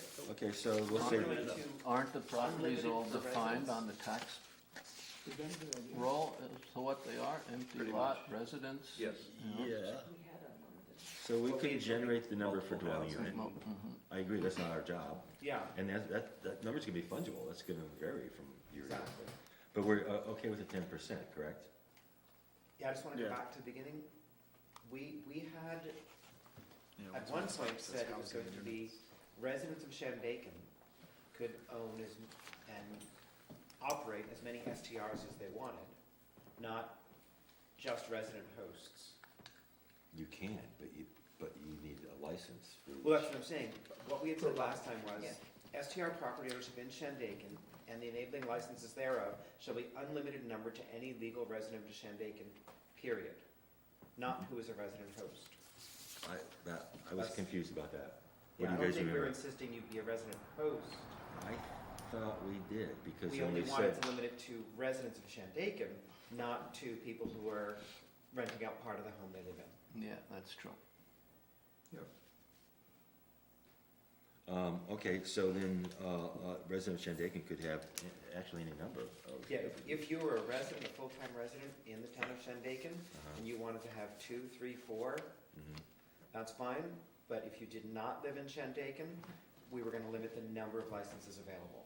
Well, Now, you still could own multiple, but that's what we were really trying to limit, was the number of non-Shandaken residents. So as soon as we hit the 10%, That's it. If you don't live here, you don't Yeah. get another one. But what I thought was said, and I remember that coming from you, is that the legal resident, there can be any number of STRs of the legal resident that is living in his home, that is hosting his home. But if he does rent out additional STRs, which he's perfectly capable of applying for as many licenses as he wants, that would count in the 10%. That was my Not understanding. residential. Yeah, you can't, Yeah, you that's can only what I be owner understood. occupied at one That one place. thing, yeah. I say, Yeah, you can And- only be owner occupied at one, because you can only, But you're saying that's not the Occupied. definition. but I had thought we had said residents of Shandaken, unlimited number of licenses. Non-residents only go from that 10% pool. That's not what I remember. What do you guys remember? I thought it was divvied up as, owner occupied versus non-owner occupied. Yeah. That was my understanding. My understanding was that for any given owner, we could not preclude them from owning multiple properties. Right.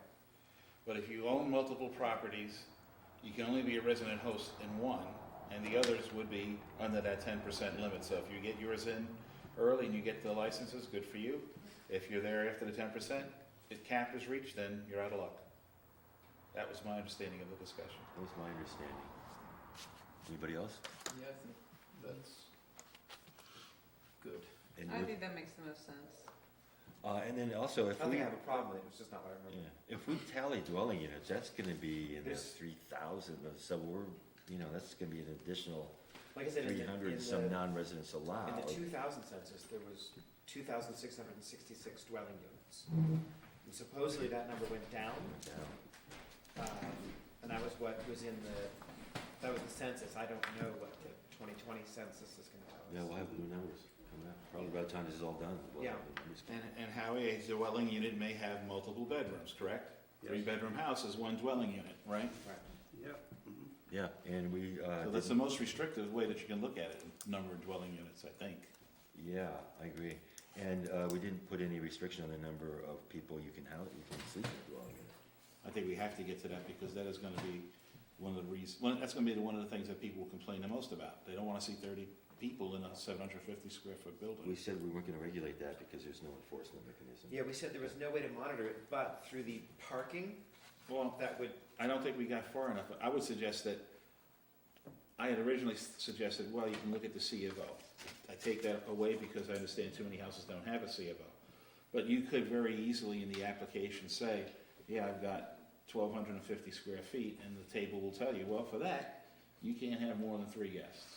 is there a existing note, that's very interesting, I like that. Is there an existing formula that you know of, Howie, that says this many square foot house No, for bed, no. No. I No. think just the 2 per bedroom is reasonable.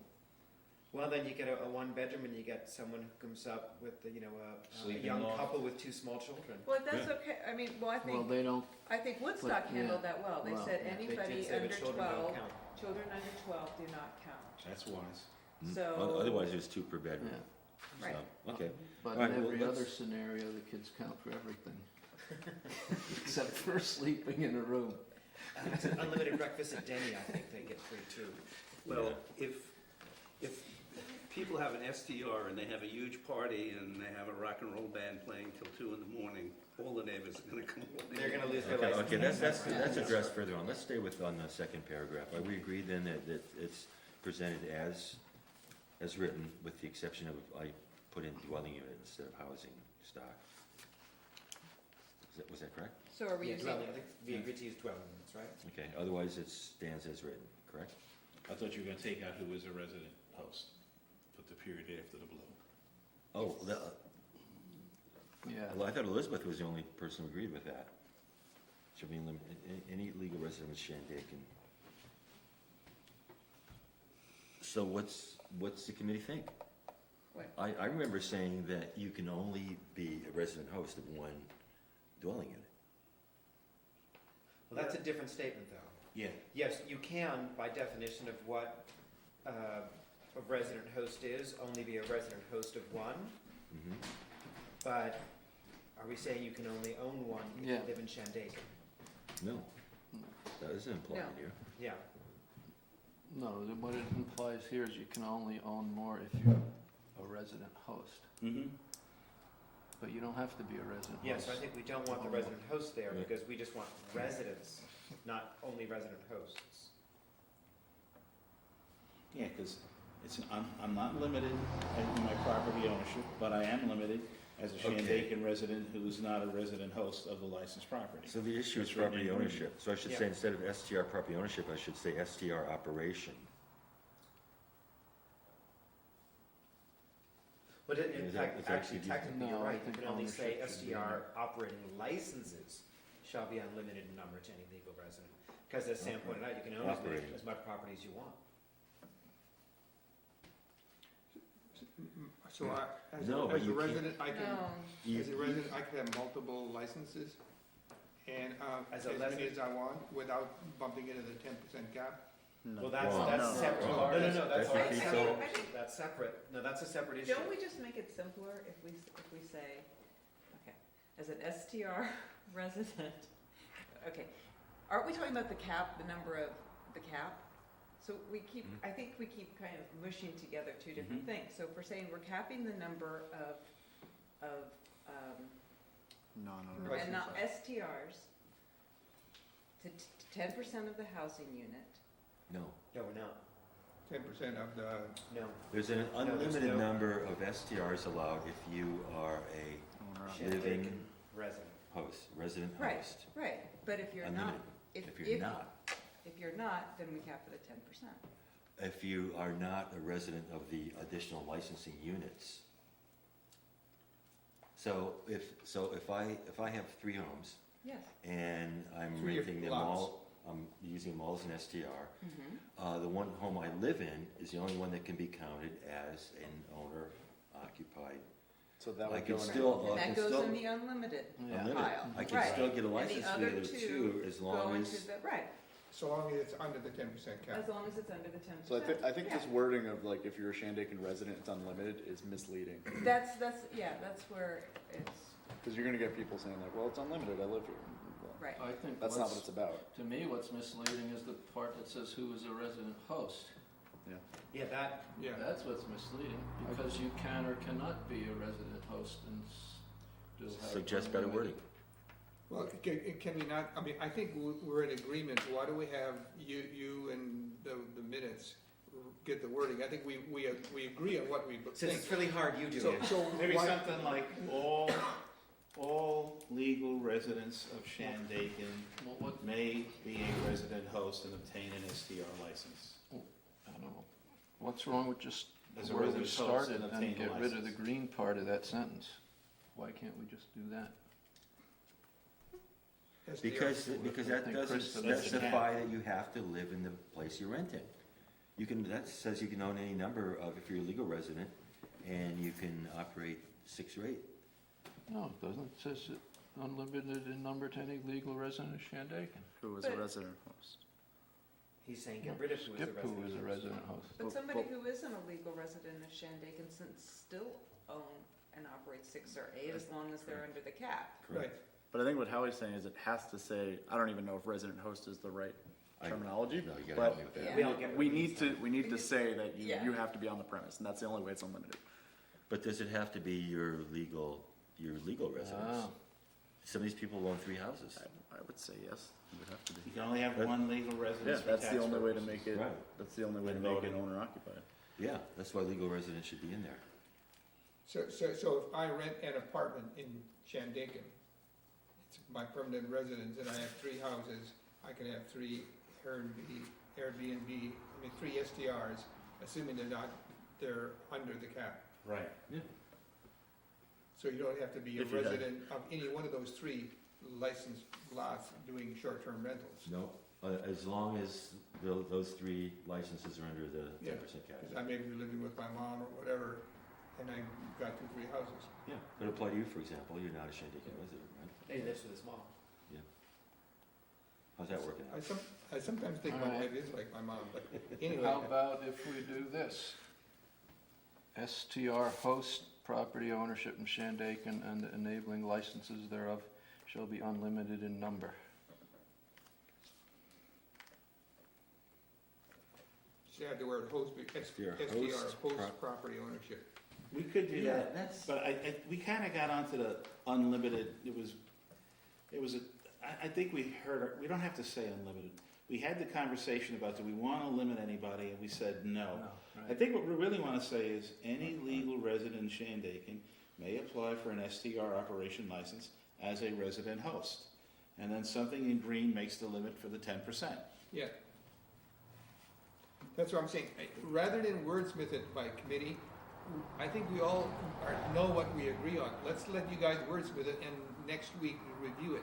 I think 8 people sitting around, we've got a lot of other fish to fry. Let's move on. I think we are in agreement. Let's not worry about the wording. okay, just read this once more for me, I'll jot it down now. And then I guess I'll have to work. Any legal resident in Shandaken may apply for an STR operation license as a resident host.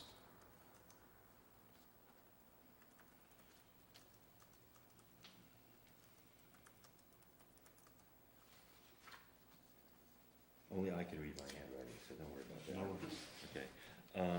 I can't read mine. I didn't know this after. You're ahead of the kids, they don't have any. Yeah. What's this cursive thing? Apply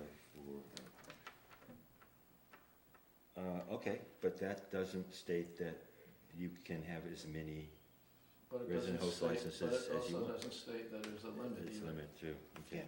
but, we agreed that we don't wanna make a limitation, but we don't have to state it so unwieldy. We just say, okay, if you live here, you can be a resident host. Like you said, in the next sentence, you talk about the 10% cap and how that works. And then it's straight out. So does this sentence, next sentence work then? The STR operation licenses in Shandaken granted to Keep going. non-Shandaken residents or Shandaken residents, okay, who are not resident hosts of the licensed property shall be limited in number to 10% of the currently existing dwelling units in Shandaken. Yeah, I like that. Okay, that's That good. works. got it. Okay, Covers all the so bases. we can't vote on it until we write it, but we'll, Mhm. next meeting. Okay, 3rd paragraph, moving right along, folks. Well, that was an or, do we need to read it? Oh, yes, oh, no, Yes. I'm sorry, what happened was my keyboard crashed just as I was about to print these out, so, and it was like a half an hour before we were supposed to meet, so now I'm scrambling, so I didn't quite get all the editing done. The 3rd paragraph is Xed out. We're making such Now we're Such making progress. All in favor of I Xing? love that. Aye. I think that's what I didn't Donald read it. Trump does a lot, he just, You need a big Okay. Sharpie. okay, so, 4th paragraph, for dwelling units engaged in STR activity built after, so this is a certificate of occupancy issue. For dwelling units engaged in STR activity built after the year Shandaken enacting building codes, which I believe is 1977, that's I fungible think too. it's May 1976. A current certificate of occupancy is required to obtain an STR license. So in other words, the newer homes have to have That should a not be a CVO, problem. They should simply have to one. be occupied, Yeah. right? Now, some of them don't, and so that will need to be enforced. But buildings listed as pre-existing, non-conforming in town code, of which there are many, probably most, by virtue of the fact that they were built prior to 1977, shall not be required to possess a C of O to obtain an STR license. But then there would be a subsequent statement, however, they need to pass a safety inspection. But everybody needs to pass this. We said that earlier on. So it's We already said that covered. earlier on. Okay. Yeah. So we just, instead of the dates, just go with the year Shandaken enacted building codes? So you don't have to worry about getting the date right? Your Shandaken, Enacted the building codes. fine, no, I would use May 1976. Yeah, don't leave that, because, Well, if we think, maybe we just confirm it then. well, actually what happened was, I think they were presented in 1974, They were discussed like most things in this town for like a year and a half, and it probably took 3 or 4 months to get a consensus, so that date is fungible anyway. But I thought that, is that 1976, is that a Shandaken date, or that's a state code, isn't it?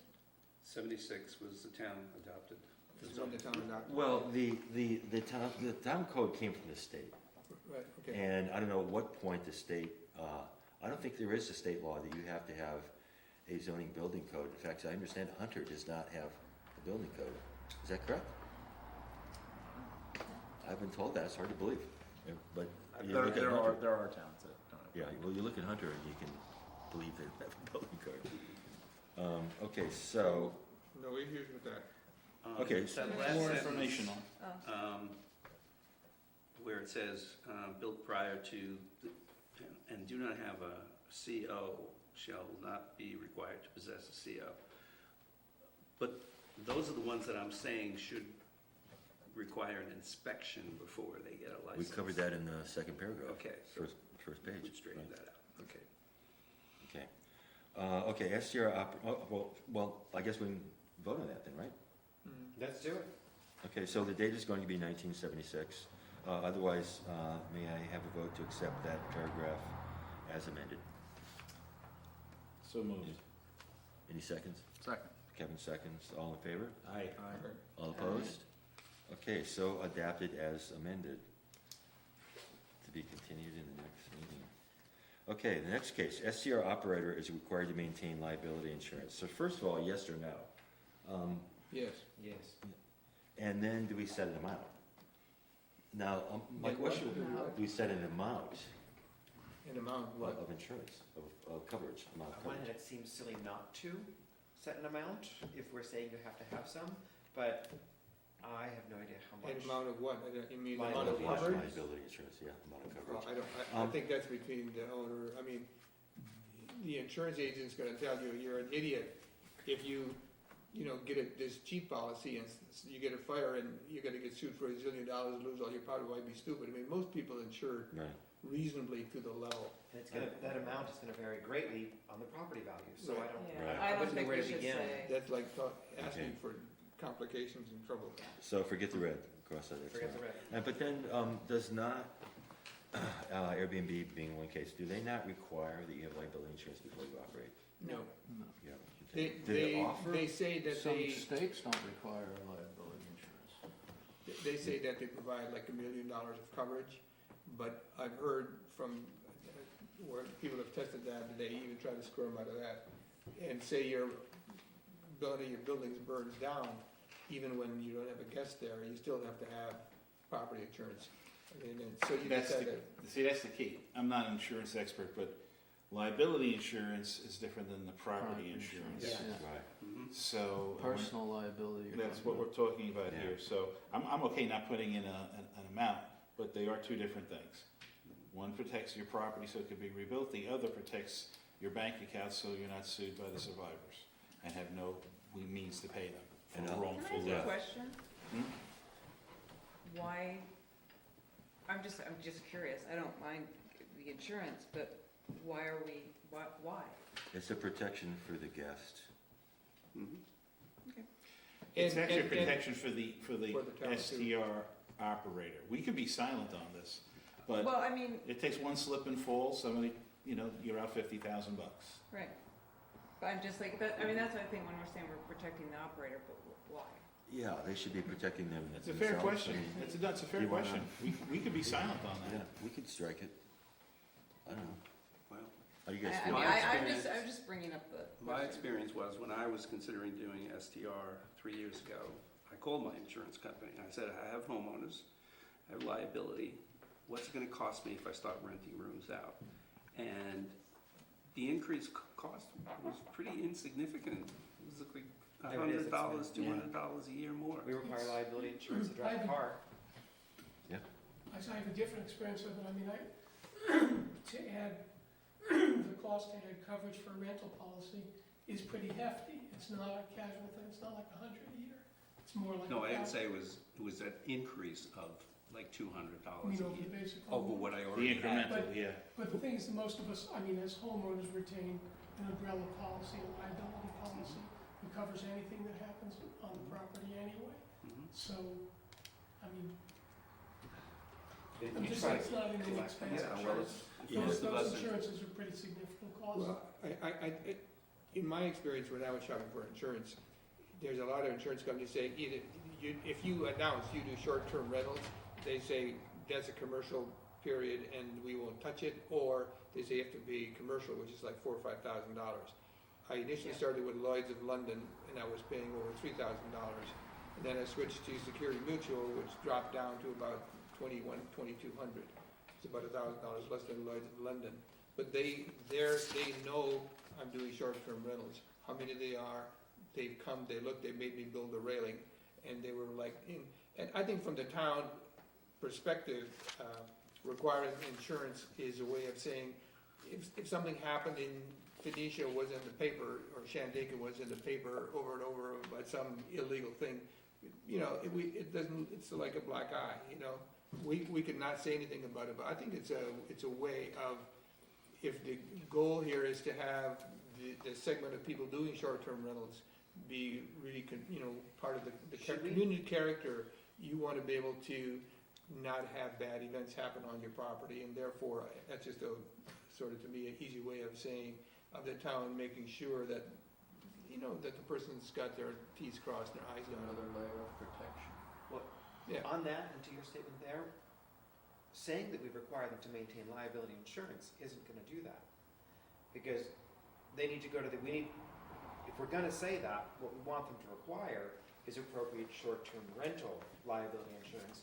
Because most homeowners already have liability insurance, and then when somebody gets hurt in your property and they sue you and they go to the insurance company and they go, whoa, you were doing a short-term rental, you're not covered. I have liability insurance. You don't have short-term rental liability insurance. I would strike it, quite frankly, and let it be the responsibility of the individual, what level of risk they can tolerate. For example, in our shop in Woodstock, only the landlord cares that I carry commercial general liability. County doesn't care. Woodstock doesn't care. It's me. It's my ass on the line. To me, this is a cultural issue. When about a year before I first moved here, I think about 2000, Neil Grant was the supervisor. He famously said, the law stops west of Boyceville. 375 Amen. is actually, it said west of Oh. 375. Oh, That's even, I love yeah, that. because that's the last damn stoplight. But, and then, we have people on the zoning board say, hey, you buy a property here, you can do whatever the hell you want. As far as I'm concerned, we're in the woods. So there's a cultural, We are rugged individualists. It's part of it, like all the Not those SDR operators, to know darn that they should have the communists appropriate across the insurance. border. But does it do anything for the town to have them carry it? Or is it just, we'd like to suggest they? I would say is recommended to maintain.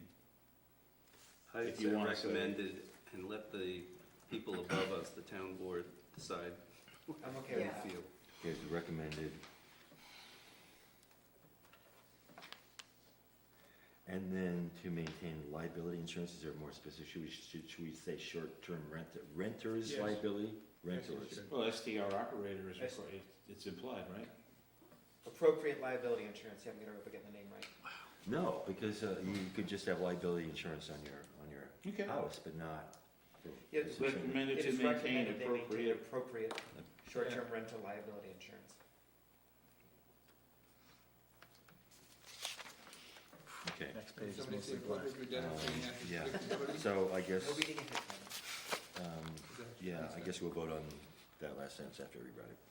Okay, the last sentence, STR host must be able to provide an on-premise response to an emergency call from a guest within 60 minutes of receiving the request. We had a lot of debate about that. Let's It's a good vote on number. that. I think we already agreed on that, Yeah, yeah? we Yeah, Well, so we it's agreed on it, 60 so let's minutes. vote it. Let's all vote. Okay, may I have a? Second. Are you both, good night, questions, the motion, thank you. Motion from Elizabeth. Second. Second from Kevin. All in favor of adopting that as written? Aye. Any opposed? Aye. So adopted. Oh. Are you opposed? Are you opposing?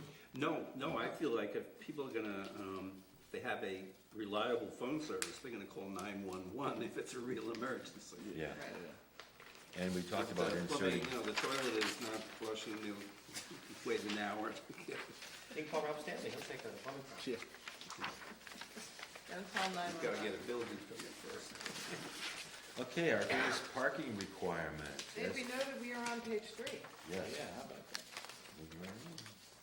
that? Parking requirement as per zoning reg 116-24, discussed ad nauseum. 2 spaces for a single-family dwelling unit, 4 spaces for a multiple-family unit, plus 1 additional space per rented bedroom. Can we all agree on that? We have agreed on that. May we have a vote? This wording is exactly like the town code, right? This Yes, comes from the town code. yes. Comes from the town code. I can say almost, I think, word for word. Now, if you actually apply for a special permit, the requirement is 2 spaces per rented bedroom. Just saying. So may I have a motion to accept that sentence as read? Make a motion. Second? Second. Sam seconds. All in favor? Aye. All opposed? Motion or sentence so adapted as read. Thank you. Next case, fire safety requirement. As per the National Fire Safety Code, everything we discussed, smoke alarms required in every rented bedroom, CO2 alarms required on every rented floor and units using combustible cooking or heating, fire extinguishers required on every rented floor, fire extinguisher certification required every 12 months. All stuff we talked about. Any disagreement? May I have a motion to accept that sentence as So read? moved. Sam, do I have a second? Second. Do you have a question? Yeah, your typical fire extinguisher has something on it that's a dial, that's, if it's green, that means it's good.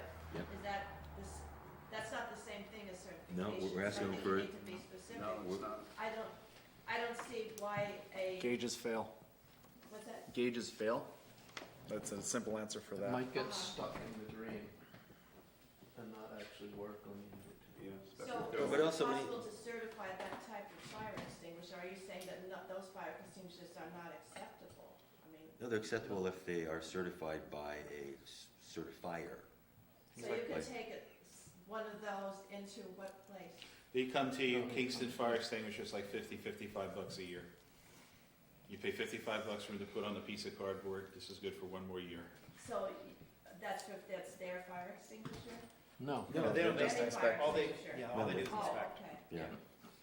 But probably the one that you buy at Lowe's or Home Depot, they're not gonna inspect that. So you probably wind up buying it from them. But it's not a big deal. Uh-huh.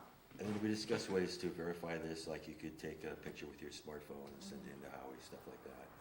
So again, probably to be determined by hire. But did we get the basics right? I'm reading over the county safety thing, and they have all kinds of layers about a CO2 alarm has to be within 15 feet of every bed. Every bedroom needs to have it. They're saying within 15 feet of every If there's a source bed. of carbon monoxide. On every floor that there is an emitting carbon dioxide Mhm. and on the lowest floor, so we don't need to get into that. No, I think they're talking about dorms and stuff like that, you know? Sorry, isn't it, and Howie, I'm just gonna go with your word on this one, aren't smoke alarms required in every rented bedroom plus 1 additional per floor? 1 per floor, 1 for every bedroom. So we've just Every gotten the rented 1 bedroom. in every bedroom here, And Plus one. we're, plus 1 Yeah, for every floor. plus, so that, well, okay, you have a bedroom, there's a floor, so you have a smoke alarm on that floor. no, there's a Hallway, hallway, top of the a stairs, playroom, something like that. living room. So that's a floor, that requires also, That's just in smoke alarm. addition to the bedroom. Okay, that's just smoke alarm, not the CO2 alarm. No, it's both. And the codes are gonna be changing, I don't know what it's gonna be, but the codes are changing now, there's new. I mean, rather than specify, could we say, fire Yeah. safety CO2 shall be per the most recent version of National Fire Safety Code, period? Again, I think we're just doing the heavy lifting for Okay. you guys. I'll bring the code book down next week, so that I we think next meeting. Sam's idea is valid in that the code can change and then Always will. and you're done. That's a good Yeah, we point. might wanna just say, that's kind of where I was gonna go with it, why, we don't need to be code experts. No, We should just say it needs to meet National Meet Fire code. Safety Code. Codes change in response to tragedy, so that's Yeah. why it's important to refer to current yep, ones. good point. Okay. Is that what we should do? Just include As per the latest National Fire Safety Code. and then strike out the other subsequent sentences. And then we just, Except with the fire extinguishers, we Right. need to We want to keep leave the that. part about fire extinguishers. Is that in the national code certification? I'd have to, Probably not. Let's make sure we verify mention that because, Certification of what? Fire extinguishers. Yeah, no, that was depends something, on, how the building is rated in terms of construction. If it's a non-combustible structure, then they don't have to have a fire extinguisher in a bedroom. But if it's like most, and it's rated that everything in the house will burn, then yes, we can say that. Not for a single family or a two-family residence, but for people who are renting, it's probably a good idea to have at least one. I think within 50 feet of every space, there should be a fire extinguisher. But I'll bring the code book down next week and we can clear that up. Okay. Garbage. So are we gonna rescind our vote till we get the rewording, so that's unvoted, if you will? Or do we just Oh. say as per the code? Okay, so it'll read fire safety requirement as per the National Safety Fire Code, National Fire Safety Code, fire extinguisher certification required every 12 months. I'm fine with that. Okay, can we vote on that? So moved. Okay, so you, Second. Sam, Elizabeth second. All in favor of adopting that as a sentence as just read? Aye. All opposed? Okay, so adopt it as read. Now, garbage removal, I have no It garbage. isn't a code, it was a proposed amendment to the code that Hank was making. We have, part of the Yeah. building code is the International Property Maintenance Code, and that's where you find that regulation, and I think it's 24 hours, I'm pretty sure of that. So what am I referencing in this sentence? The International Property Maintenance Code, 2015. There is such a thing, Yep, international there is. property? Hey, I'll bring the code books down, they stack up to about that high. Great, that's a whole nother meeting right there. Okay, International Property Maintenance Code. Yeah, it tells you how tall your grass can be and how many unlicensed cars you can have parked in your yard. We're probably in And now, when you too, need right? to remove your garbage can from. Oh, I bet this community's in You're required to violate ordinance now. this community's in outer space. and then, so what was the deal with the garbage zoning reg that Hank brought up? That's not in my book at all.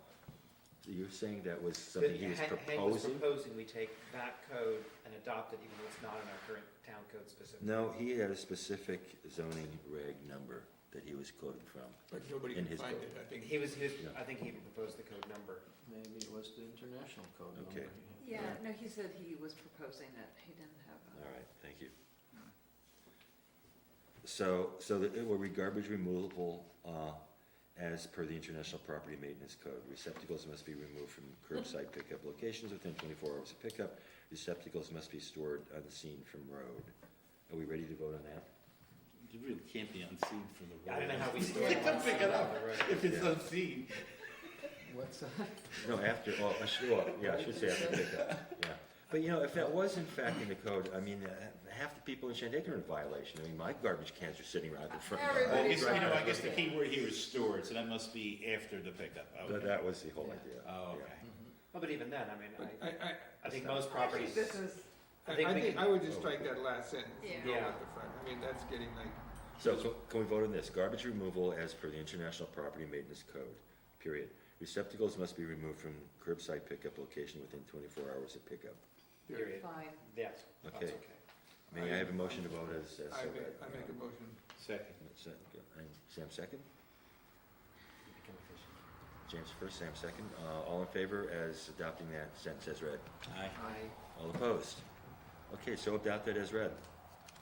Moving right along. Okay, and then we asked for a placard delineating a clear route of exit in case of emergency required in every rented room. Every room or bedroom? Well, yeah, that's why I put that down. Yeah. What if you're not in the bedroom, there's a fire? But Yeah, right. What if the bedroom's in the fire? Don't, in most cases, you make one square thing with a picture of the layout of probably each floor. I'm just looking at Howie, thinking it should be each floor. And you just a picture, here's the first floor, here's the second floor, here's the arrow egress, you're not gonna have signs all over the house, are you? If it, you know, it's That's, Yeah, it's, see, I brought this up before, but single and two-family houses are exempt from most of the fire code regulations. Right. So, I guess it's, how do you interpret? Is it still a single-family home or a two-family home? Or is it a commercial space? If it's a commercial space, if it's an R3's regulated, that's a whole, then you're into the international code book, fire safety, and it gets much more stringent. well, the whole issue is Let's strike it ensuring from the thing. safety. I don't think we need to address that issue here, do we? I mean, is it really an Well, issue? At some Just- point, just I re- think, I mean, most people go into a room, they go out of the room, there's a front door, there's a back door. You're on the We second can like floor, play with you gotta go fingers. downstairs to get to the first floor, or out the window, I mean, That'd be an issue in my house if I have somebody in the third floor of my room and it's dark and I have four Yeah. yeah, but if it's dark, they can't see, they don't know, they can't read the sign for the egress. They should do I that think it's one of those before they things go that to bed. people We're read trying when to they keep get them there and safe. it puts them in their head. Yeah, I know, but I'm just saying, if you have one chart somewhere next to the safety, thing, that shows the layout and how to get out of the house, and then it's up to the guest. Generally, you provide a book for guests It could be with in the, all of the stuff, it could be safety, the house guide, too. convenience, where to eat. Yeah. Well, again, this is in black, this is stuff we discussed and agreed upon before, that we did say we'd have a route or I some think kind of in the indication. bedrooms is reasonable. Every room with a house starts getting a little Or should we say every floor? carried away Well, or on it's each. all per Woodstock's code, I know. What does Woodstock say? It's a per rental unit. No, for a bedroom and. Provide a safety egress plan to be posted in rental unit at a visible location on the back of each bedroom door. On the So, back of at each the end of bedroom it. Yeah, floor. yeah. That sounds reasonable. so what, it's just a little square thing that's stuck on the wall that says. Same thing you find in the Go hotel out rooms. this door and Same go thing you probably got in downstairs. every one of your rooms, right? Think so? You sure something in the house guide wouldn't be good enough? Well, the next sentence below that, town sanctioned placard delineating local restrictions on property, boundaries, noise, trespass, garbage disposal, et cetera, is per zoning code displayed in every rented room. In other words, things that you can and can't do. I think we want to So- say in every rented Rented property, property, not room. yeah. I don't think we need a full placard in every bathroom. So, we were saying so these, Rented, yeah. Yeah, So should I was these- I was the one, they moved ahead to the next one. should these two sentences be combined then? No, guys, I think they're different. Yeah, the emergency exit thing is different. We agreed on wanting to have, to make sure, the second paragraph, the town sanctioned placard, that could be in the book. That, I think that's fine being in the guest book. Yeah, I think The so. second one? The second one, Yeah. Well, now you're requiring a guest book. Well, it's, So- anybody who does short-term rental Has a guest book. You can't not have a Yeah. guest book. yeah, You have a everybody guest has one. Well, But the when I first took- one, I think, in the When I bedrooms. took the code lessons, the fire code, one of the things they said is, when everybody goes into a building, they usually exit the room they came, the door they came in from. So if they're on the third floor or the second floor, they came up the stairwell, and what if that's not available? Is there an alternate egress? Have they gone to Yeah. check which window goes out onto a porch or roof that they can get out? Right. So, Especially if they check in at 11 o'clock at night. exactly. and I haven't think seen having anything. it's not a big deal. You can hand sketch it. It doesn't have to be, professionally printed up and drafted to scale. But I think something showing people the emergency routes in each bedroom in the back of the door is not unreasonable. I think it's valuable. Yeah, we discussed this weeks ago. I mean, we all agreed with that. I mean, that's just an obvious safety issue. The question is where, I mean, how many where? Okay, every rented room, that's unreasonable. I think bedrooms. I think Bedroom. Woodstock's did it just fine. Back of bedroom doors. That's Well, where we're all but used to seeing them in hotels. That's for the first paragraph, not That's for the the first one. Yeah. Right. The second one, just put it in the book. Displayed in, available in every property. Available in every property, yeah. Not displayed. Yeah, there's gonna be a lot of regulations. You'd have a giant poster on the wall of all the regulations if it has to be displayed. And then you can sell them at the nest egg. So, This is So a this list of all the, Oh, and that, yeah, that's what right. Roberta Curtis was Yeah. talking these are about. free from the town. I brought like 4 or 5 of them if anybody wants one. Are they new ones? I thought I saw something in the Facebook that they had some new ones. That's Yeah, that's the update. They've been updated, but, within the last year. So then, so the term town sanctioned, is that still valid? Town sanctioned placard? I don't know, I don't Oh, know water the proper testing term lab's right on should there. Sounds Just all some sort of informative, so we have to get town sanctioned. That's one. Also in the motor vehicle It's buses. either in town sanctioned or town provided. That's Town not, produced. are we gonna produce or Provided. provide it? I mean, again, these are recommendations, we Well, can't, if it's town noise, if it's the town regulations, are we not going to provide those regulations I- to the Well, STR it's a owners? two-sided thing, but I was gonna suggest that it should be posted in like a permanent place, not like I do in my house where I throw it on the desk next to the It's phone. one of the things you get when you pay your fee for a license. Here's your placard. So So it that could be means we're- mounted That means it's gonna be a town somewhere provided. near a yeah. reliable phone. so, Otherwise, we're asking STR owners to go look up the loads, write them out, yeah, and that's just provided. so we're putting the onus on the town to But actually this is create this. different. That's a different That's a thing, but I think it's different- valuable to have. Yeah. Right. But let's include that, emergency numbers should be available. Again, if the town provides it, they can, Town provided placard delineating local restrictions? Not local restrictions. I don't think it needs to be placard, because placard means it's something on a wall, Yep. it's Which, something to be displayed, but we said it would be available in the house guide. town So provided display. Town sanctioned document delineating local restrictions on property, stuff that way that people can take it and plug it into their house guide. But, Delineating local. okay, but, this town's, what we have listed here, I mean, the town's not gonna create this where your property boundaries are, or what your trespassing is, or what the garbage pickup or anything is. I mean, this These is for notes are us the yellow to placard. provide our guests with this information, that we're supposed to provide our guests with information on not trespassing, on how to dispose of garbage, Yeah. on noise time, so it's not town sanctioned. I agree, I don't think it needs to be town provided either, I think it's something. the boundaries. Yeah. Yeah. They're gonna be- So does this go under that R word, recommended information regarding these items be put in the house guide? Have it be a recommendation to the host? No, I think it other should be R word. required. I think it should be Other required. R word. The other are Required. required. Or required? Yeah. There have been a lot of complaints. I mean, the not knowing property boundaries is a big complaint. I think we need to address that. But take I out think the words that's- town sanctioned, just say Yeah. placard Town, delineating. town provided, No, Well- just placard delineating local restrictions on property but boundaries. it's not gonna be a placard, it's gonna be a display, a document. That was good. Signage. Does Say noise, display trespass, and garbage property. disposal is still in that sentence, according to you? Or Yeah, how about just, Or- can we just say information, Or on any, local restrictions? yeah, anything related to your Information. property, avoid the rattlesnake that lives under the rock pile in the corner over there, stuff like that. Sounded. Instead of placard, or, like, do we have to say Yeah. how they, Town, just, I town wouldn't even say doc- placard, I would, I know, can we just say information? provide Required. information Information. regarding, Yeah, The information regarding property boundaries, noise, trespass, Provide. garbage, etc., as per its zoning code, available in every rented property. Right.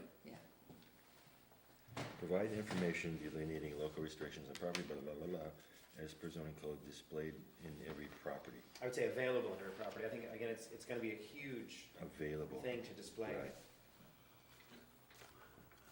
We have, maybe we addressed this before, but the importance of every dwelling have an address number on it. Like if you're 5288 Route 28, should be displayed at the front of the property, and the letters should be 4 inches high. I drive around in places, Oliver Rear Road, and I drive back and forth sometimes looking for a property because Yeah. you can't find it. It's not, maybe it's posted on the porch wall, or it's And when you posted call on a tree. 911, That's you a need to give safety- the address. The safety It feature. should be on here,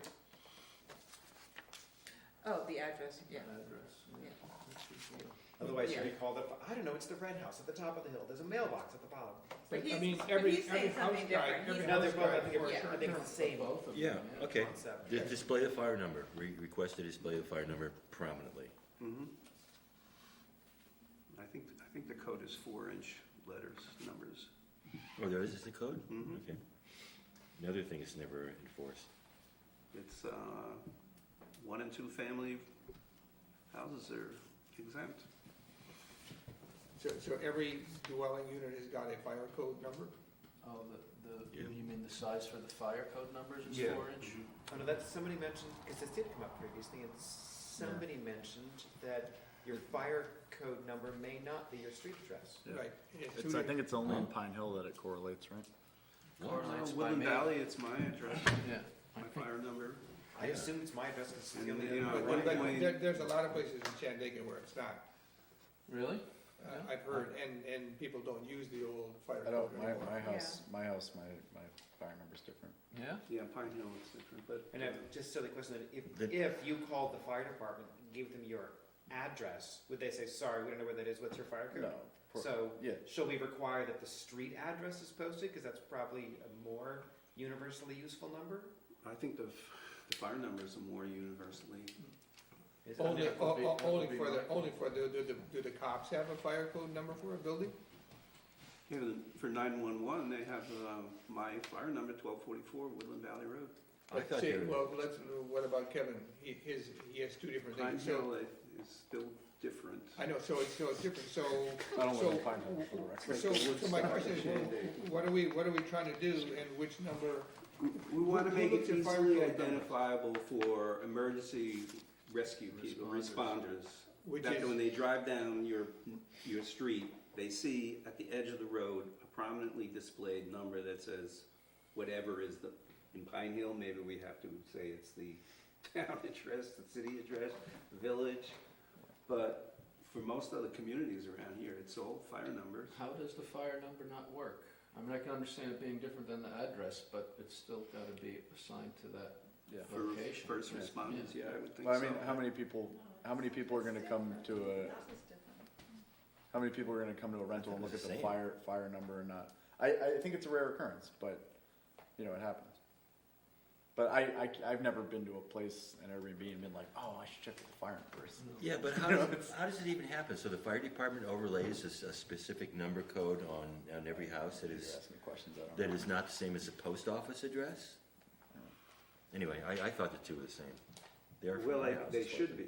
In Woodland Valley, used to be different numbers, but once they adopted the 911, everybody in Woodland Valley had a new address.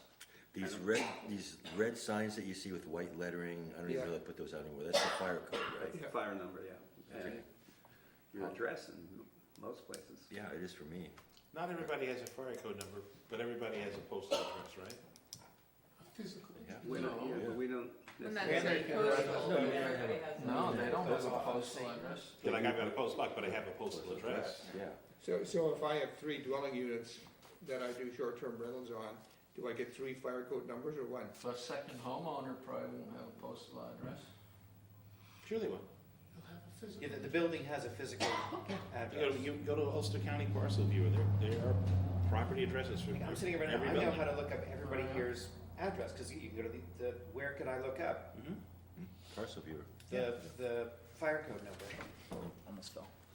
Getting tired. Would you have to go to the fire department to find out what your fire number is? Or is it Can I available? suggest- I think they were posted. I think they were posted now, and if you build a new house, I don't know sure how that works. You could probably go to. Can I suggest we do a little more research on this and then I And bring it up next time? Yeah, to be discussed. I mean, how I many don't think it makes people, any sense myself. how many people even, resident Shandakeners even notice a difference? Well, Or if you know where build a to find house a on fire? vacant I think it's too land, I complicated. don't know where you go and to have physically it get your posted and be 911. Oh, your new, not I your mean, number. if it's I my, think you would go to if in the assessor's office. Phoenicia, they're one and the same, and I got a big 4-inch letter on my mailbox, I'm good, right? I thought so. So, I wasn't are you sure. actually required to have the little red signs? Is that a requirement now? I thought those were all antiques. The little red No, signs? that was a new They thing. probably are antiques now, because they've been up for 20 years or more. All right. But, Antiques I and didn't hidden by post my them. I thought I could sell it on eBay. plants that are not. All right. All right, so, to be discussed, or to be researched. You're selling them on eBay, you're I'll taking bring out the these fire Code numbers. books next time.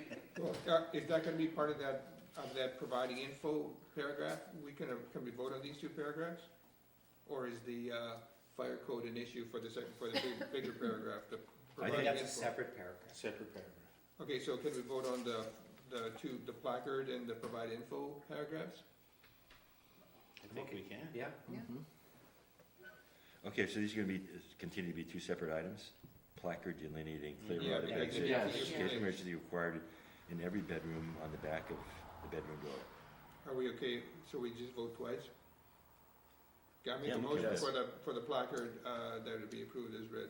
So, It's, got a second? we already, So, We already did that? Jen, we didn't. James first, Sam seconded, all in favor of adopting that sentence as amended? Aye. All opposed? So adopted as amended, thank you. So the next case, Provided Um, info. provide information delineating local restrictions on property boundaries, noise, trespass, garbage disposal. We'll leave out the fire number for now. As per zoning code, available in every property, required in every property. Okay, so once more. Provide information delineating local restrictions on property boundaries, noise, trespass, garbage disposal, etc., as per zoning code, required in every property. So moved. Required in every dwelling unit. Because you're running out 3 dwelling In units, the property. Huh? Every- Yeah. it's gonna be in one building and not in the other two. It Yeah, doesn't good help the catch. other two that didn't see it. Good point. Well, it is one dwelling unit. They may have multiple rented rooms, though. Well, we've already handled garbage disposal, right? So you can Yes. take garbage Yeah, disposal out. I think, what are we asking for everybody to have a code book? No, Garbage disposal, this is informing the renter. Rent- of yeah. garbage Yeah, no, disposal. that's The exactly first what it garbage is yeah. about the owner, the second garbage is for the For renter. the So renter. that they know how to do it. Yeah. So that the renters don't just put food garbage out the back door.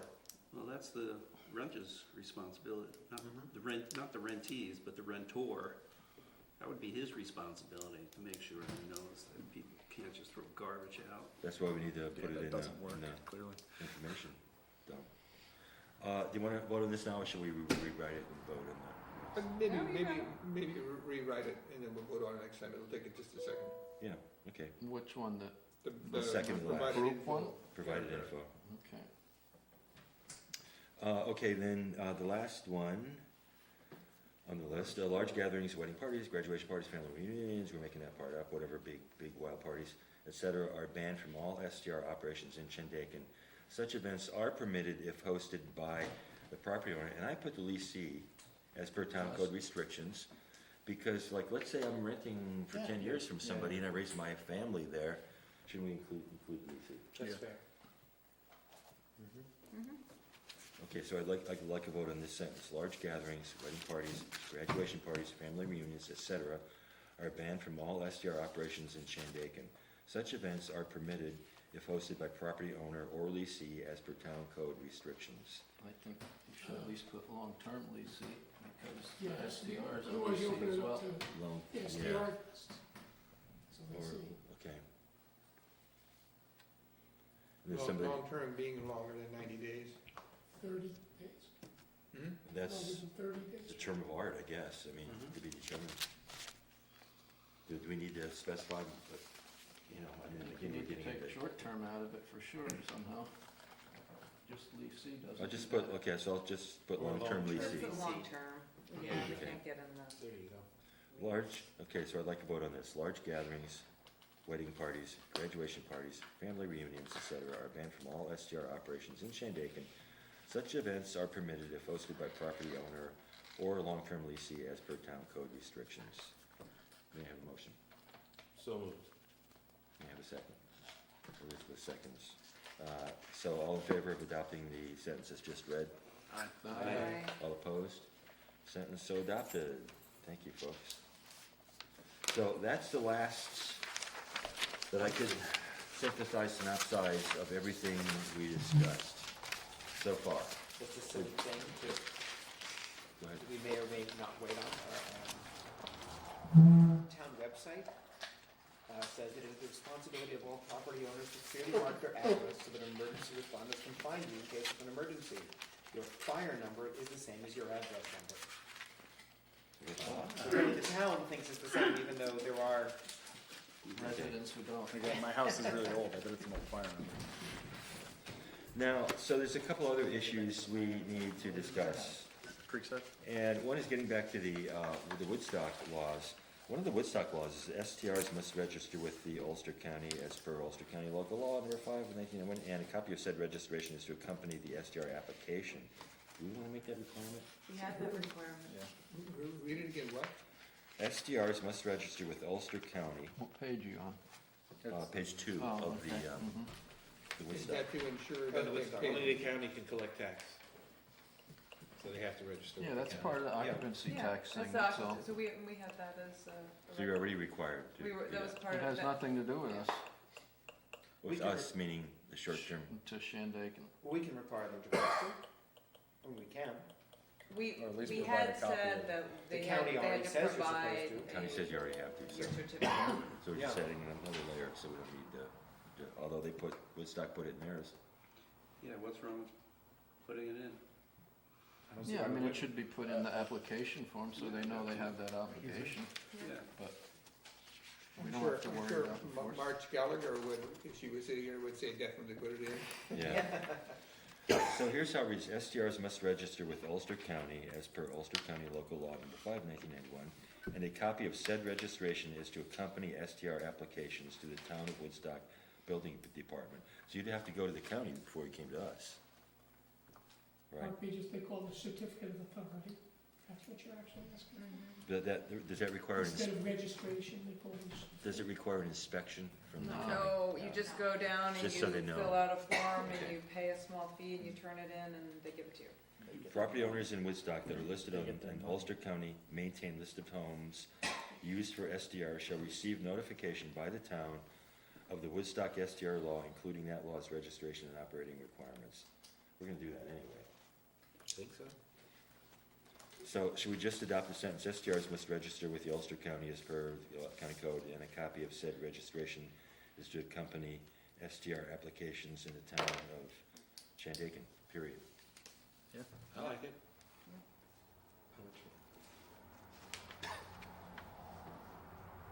So I'll rewrite that, put it in the next iteration, we'll vote on it then. Otherwise, we're doing pretty much everything Woodstock is doing, with the exception is we aren't placing the limitations on how many days people can rent out. So, seems to me we're more, It's good, all Woodstock's overflow can come here then. The only thing we haven't handled that will be a question or criticism is density. I don't think anywhere we've said that, hey, you can't put 30 people into a 750 square foot dwelling unit. And that density is a recurring complaint when people complain about the work of this committee. When I explain it to my committee and to others, well, you're gonna have 40 people in that little building? I think we have to somehow address density, what we're gonna allow in a building. so thought we did. density issues have two issues. One is the density of the neighborhood, Correct. which we address by limiting the number of non-resident SDRs to 10%. You're talking about the Number of way people one stuff in room rooms. is used. Right. Well, Whether it's a 10% or owner occupied, can I have 7, 8, 10 people in a bedroom? Can I put 20 people on a sleeping loft? it depends With on airbeds. how you determine your use. Are you a single family, two family, you're exempt. If you're commercial, then there's a regulation of how many square feet you need per person to occupy. Right, and I think this is somewhere in between. I think the complaint that I hear from folks is what's to stop someone with a single-family home to rent it out to 30 people who want to come for a weekend? We Well, did the talk about previous it before, dis- just Yeah, tonight. the previous discussion was that Limited. there's nothing we can do to stop it, except if there's complaints. If there's enough complaints, then we take away the person's license, or Did we not just- renew no, the did No, we we license. just did, no, tonight? we said two Two people per people, bedroom. for bedroom. Did we, that's what I mean, did we No, but then cover we said that there's in lots the of different application? sized bedrooms, sometimes there's Children not- two beds, you can sleep kids in a bedroom. We talked It's a about big it, I bed, it's a remember full we bed, it's rejected it clean. because it's unenforceable. Yeah. We didn't ask Howie to knock on somebody's bedroom door at like 9 o'clock and saying, how many people are in there? Well, what I'm thinking is that if you, It's unenforceable how many fish you keep too, you know, and they have regulations on that, so. I remember when sometimes we ask for things so that way, You became personal on me now? Yeah. sometimes we ask people to make an affirmation so that way if they fail to adhere, we have a cause to take away their license or not give them another one. Right.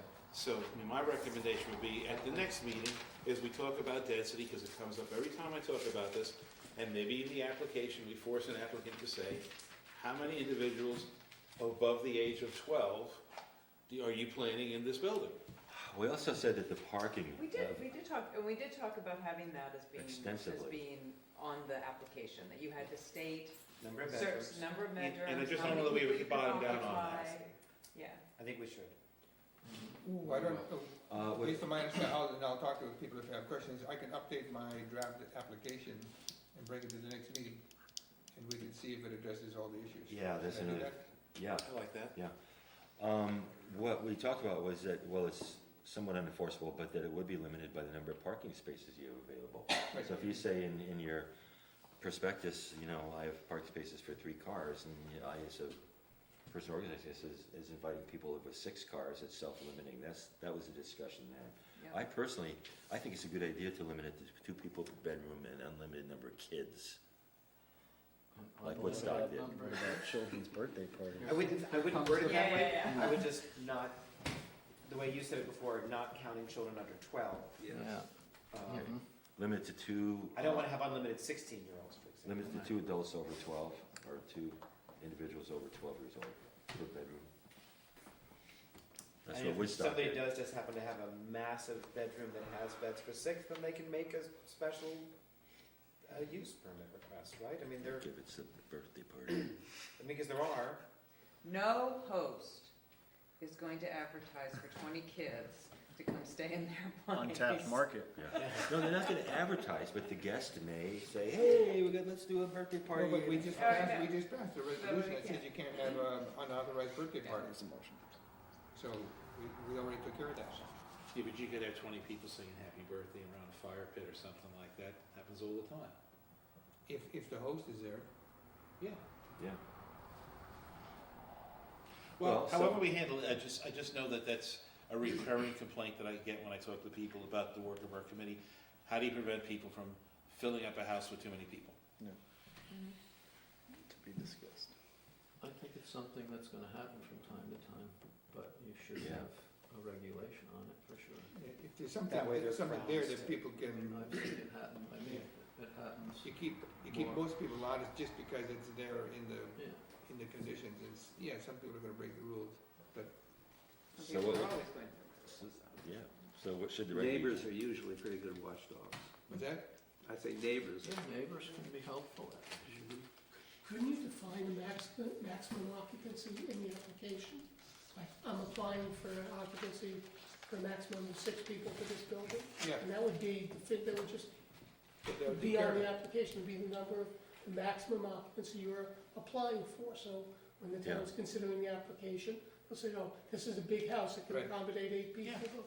And you leave it to the judgment of the inspector. She can go there and say, hey, you can easily do this, so they can say, what, do you want to mine? So can you incorporate that into your? Well, all STR meetings are out of their minds. Yeah, I agree, limiting the density has been an issue, and it's been one of the toughest. That's why issues I that we've like the grappled. 180-day limit on rentals. I like that because And the reason we rejected that is because how do we enforce it? how do we enforce half the things we've already done? That we shouldn't be suggesting them if we can't enforce them, that was another whole discussion that we took 2 meetings. So, Well, we're trying to streamline this. well, you're asking about how to limit density, right? And He that's- means They're occupancy. 2 different things. That's density and the duration are 2 We different open it up things. at the end. Yeah, right. Mhm. Yeah, I feel like that satisfies people on both sides of the issue. You know, residents who are opposed to this can say, well, it's only gonna be 180 days of the year. And residents who are supporting it, well, you can do it for 180 days a year. It's sort of a trade-off. But that's not density, Howard. That's not, well, On one of those 180 days, I have 35 people in a Well, 700 I foot disagree, house. because I Like think Fourth of that more people would be encouraged to do long-term rentals if they're restricted to just 180 days. Because that's the benefit of STR right now, is you don't have to maintain your properties. You know, I think we need to do something to promote long-term rental in this town.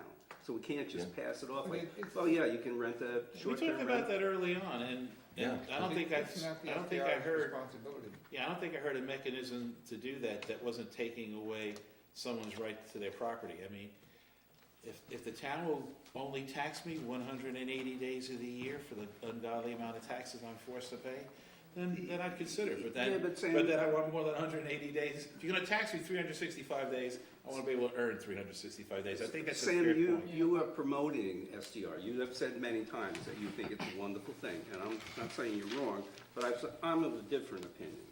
I don't think it's such a wonderful thing, because I think it's restricting the people who want to live in this town on a long-term basis, who want to operate businesses in this town, who can't find people who can live in this town because they can't afford the rents, and they can't afford the housing.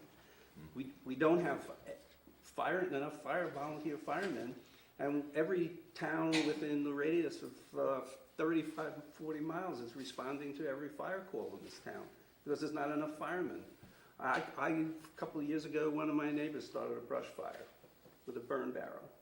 It took over an hour for the fire department to get to me in Woodland Valley, because they Yeah. couldn't find a driver.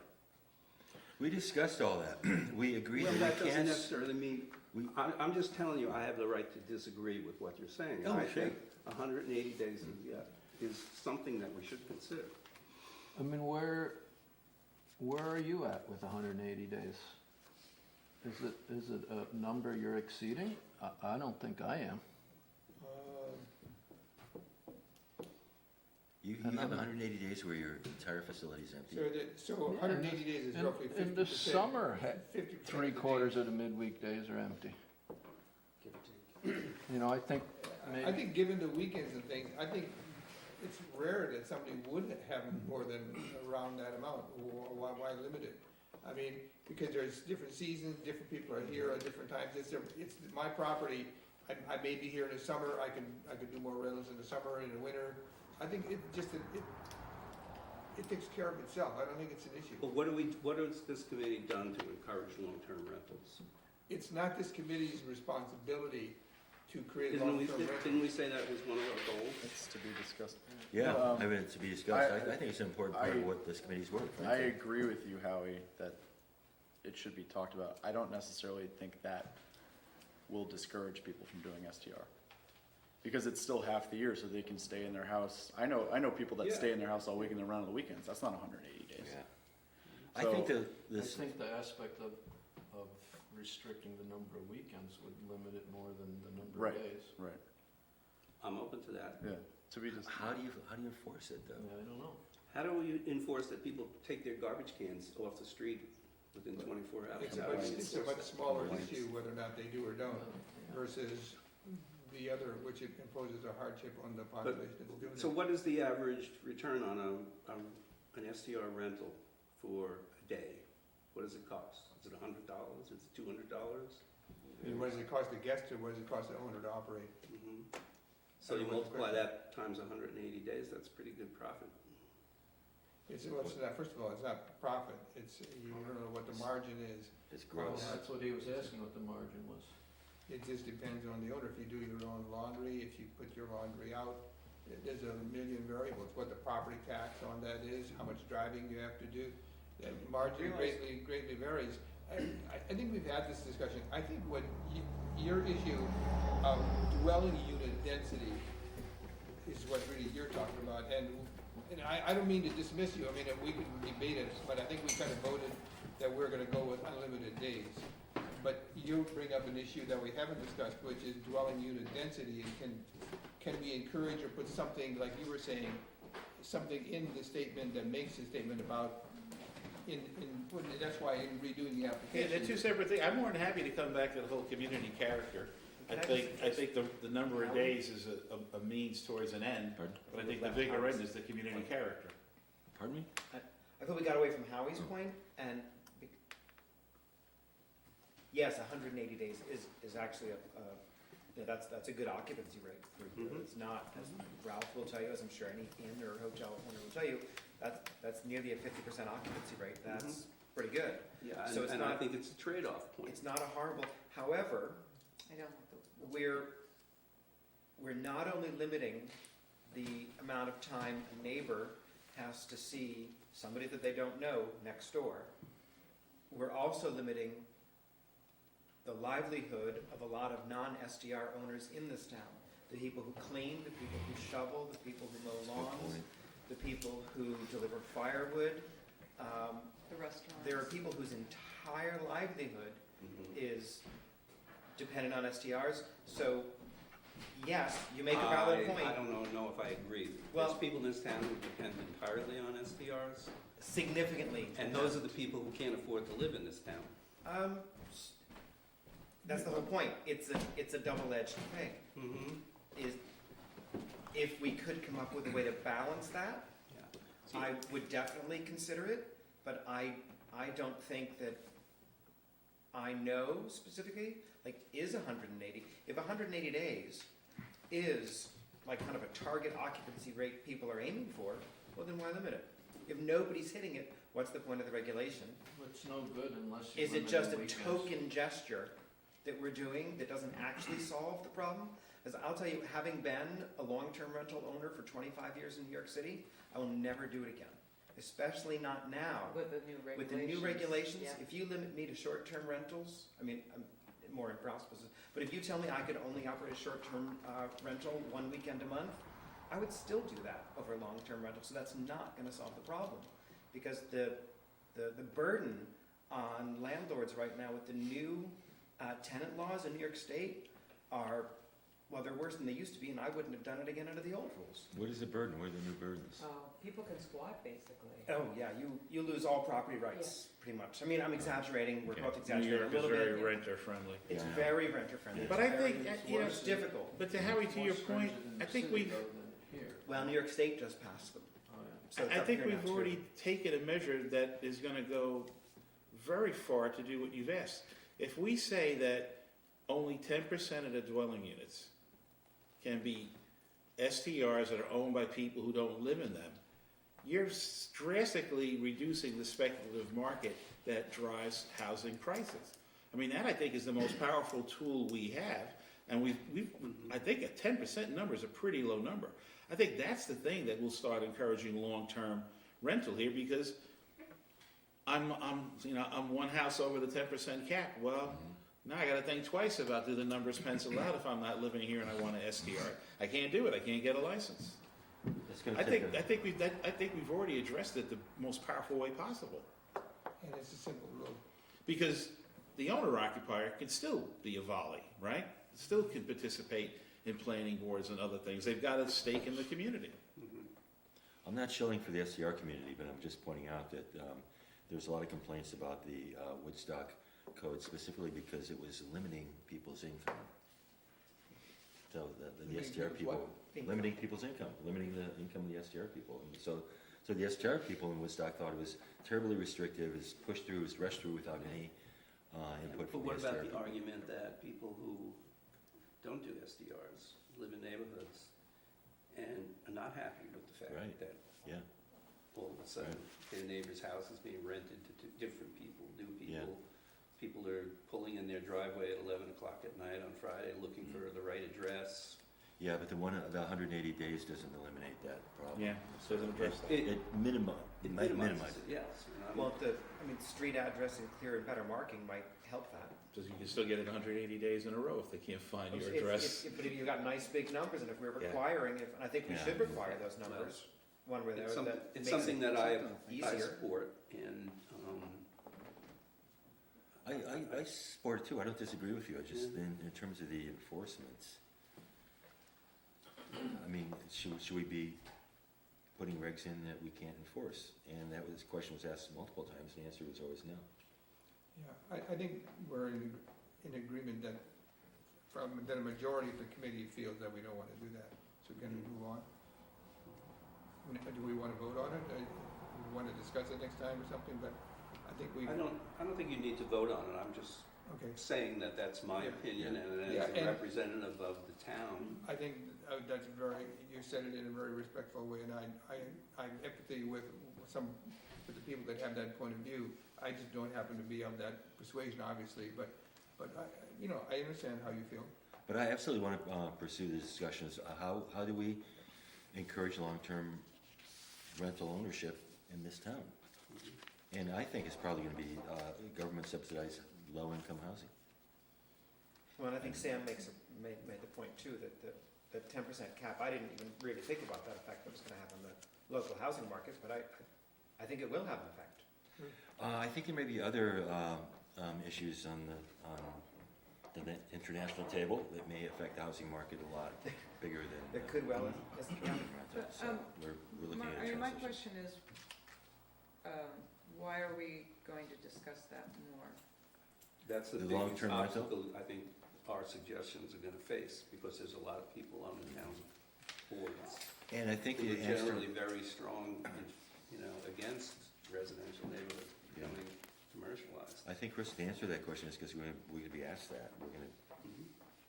How we plan to get more affordable housing in our neighborhood? No, I don't think we should address that. It's But not I mean, our that's mission. not what we were, We're but not social I understand engineers. your point, No. but that's not what we were asked to Well, do. that's why I put it on the last part of the thing. I'm just. It is I'm on, We'll just be saying here, that- we'll be doing this for it is 6 on the more list months. of most communities' concerns Sure. regarding SDRs, Yes. though. Yes, it is. So how Every- can you take that and throw it off There was the ju- list? There was just an We're article not in throwing it off the Freeman. list, we're determining how we could address a town resident with that answer, and they can agree or disagree. Yeah. Everything we do is a recommendation. I'm gonna go out on a limb here and, because when I talk about density, the two ways it's gonna come up is, how do you prevent too many people in a house on a weekend? Dwelling unit density. Right. The other is, how do you prevent too many houses in a cluster from becoming, within that 10% cap? So that's neighborhood density. That neighborhood density. And, I'm willing to put back on the table the idea, maybe we have to look at the different zoning districts. Maybe, we could go and say, we have to define an STR, because it's not a bed and bath. It's the 21st century, we have to do that. But we can go to the zoning thing and say, you know what, R5 permitted, R3 permitted, R1.5 permitted. If we're in a hamlet, I'd be willing to re-entertain the idea that in a hamlet, maybe it has to be special permit. So that way, neighborhood could come and say, we've got two of them on the street already, you're gonna put a third one right next door, we can't have it. Because that's gonna be the area where the density is an issue, not in the R5s. It's gonna be in hamlets, I think. You guys ready for another month of meetings? Does that become spot zoning? Pardon? Does that become spot zoning, where you're only allowed I don't know. I don't know. Were you only allowed what? two people in one neighborhood to do a short-term rental, and then you cut it off, Because that's the complaint I hear from people, how do we deal with it in a cluster? But I think, and so, to avoid it, what we've gone with is a more macro competitive environment in the hamlet by capping it at 10%, and it's not gonna get any further than so far. And so we've addressed the issue at a more macro level than a micro level, which is not enforceable. I wrestled with this. I couldn't see any mechanism by which we could limit neighborhood density, short of imposing a whole nother zoning layer. Surveying, lawsuits, arguments, Years. it'd be like a mess. So, Can I hand out my little oh, worksheet? yeah, please. So, I want to hand this out to you guys. I did work this up, so what I did was, Before we, so let me just close down with all our discussions. Okay. So I'm gonna verify, this is what I'm adding that we talked about. We're gonna say that there's gonna be, require a landline or let's say the ability to make an external telephone call. an emergency telephone call. The town has 30 days to complete an inspection after the application of the inspection, the town. If you have a C of O, you can operate before you get the inspection. If you don't have a C of O, you cannot operate until you get the inspection. But that's If you're for a new you're a STR, one, you not gotta start off by existing. saying, if you're a new STR, and et cetera. After that initial 90-day grace period. Yeah, not new or not, just following the 90-day grace period. In fact, all the existings are gonna get it within the 90 days. Or, I won't vote Or in you're favor stuck. of that. I won't vote in favor of that. In favor of which? Of that, if you're an existing, because as far as I'm concerned, until we adopt this law, that's when you are existing. So just because you've been STRing for the last 6 years, doesn't mean you automatically get to continue your business if we can't pass an inspection. oh no, if you don't pass the inspection, that's it. But, I mean, you still have to pass the inspection, right? That's my understanding. Yeah. Yeah, you still have Yes, to, oh, but- yes. That inspection doesn't start until 30 days after town has 30 days after your application to do the inspection. So that means that if you don't have a CO for your house, and you come and get a license, you can't continue operating until you Now, get right, an this is the one we inspection. wanted to find out from the No. lawyer. Does Right. not giving a permit or anything until after Did you you summarize, receive Mark? the license, I said, does that remove the if you liability? have a certificate of occupancy, You can operate With right that away. comes that before you could occupy that house, you got a certificate of occupancy from the building inspector, and that means the house is safe. and so you can But operate. if you don't have anything, I mean, you can apply for a CO, even if you're Right. non-conforming pre-existing, you can, So if you don't have a C of O, then you have to wait for the inspection before you can. whether you were Right. existing before or not. And that's not the That's case for- of that's new for or ones, but not for existing, but, existing ones. okay. I mean, that's how I feel. But After the We're grace saying period. it is, Howie's saying he would prefer it to be whether you're pre-existing or not. Mark, you're just summarizing what we need to talk about And then next how do you time, right? enforce that? Yes. Oh, I'm So we can have the- pre-existing, we I've can been have the renting my discussion room next out time. for 10 years, I'm pre-existing. Yeah, I think we should take this up next time. Okay, so I'm gonna incorporate this, and then the only other issue was display the fire number. So I'm gonna incorporate these issues and everything we wrote, and then I'll have a third draft, and then we'll review that at the next meeting and hopefully Okay. adopt it en masse. So can I make a suggestion, when you write that up, the paragraphs that we voted on, can you tag them that they were voted on? Yep. So we can look to see, Yep. either by color or by whatever, so we know what was voted on, what's left to be, Mhm. nailed down. Yeah, it should be fairly straightforward and simple. Very simple. Yes or no? Yeah, so let me tell you really briefly what this is. If someone I- asks you to inspect for a C of O and they don't get it, is that a problem? Can they say, oh, I don't get it and I can't afford the renovations, I'm just gonna keep living in my house? Well, I have Yes. stacks of code books up in the office dating back to, I think, 2009, and the New York State, the International Building Code has an existing building code. So if someone comes in So you're showing, for a you're CO, demonstrating it's self-funding? I have to go by the nearest code book that was written to when the house was built. But is there a risk to a homeowner if you come in and do an inspection? Like, could you say, you know what, you don't meet the Here's the income, here's the cost, here's much they 1984 Gotcha. building code, so you can't live here? No. Okay, that's what I was wondering. So there's no reason not to do the inspection. Single-family homes are exempt from most of these regulations. Okay. That's when you step into that commercial. Yeah, I was just wondering, for homeowners, And that's why I think it's such a big step to go Yeah. from single-family to short-term rental. It's a big step. But if I'm building a new home, am I allowed to occupy it if I don't qualify for a C of O? No? no, No, okay. that I knew, that's why I wasn't sure how that Alright. worked for the inspector Yeah, of the house. so I thought. Okay, James, you wanna, So I've made up a general job description of what I thought this Howie's assistant would be doing, or some person at the town. So how much they would be paid and the cost for a computer, and then I took the income that we're gonna generate with the $100 fee, the $200 fee, and the more than X number of, dwelling units per property, and I made up a P&L. And as you can see, at 172 SDRs, the town makes $12,000-13,000. At 200 SDRs, they make upwards of what, 15,000. 15,000.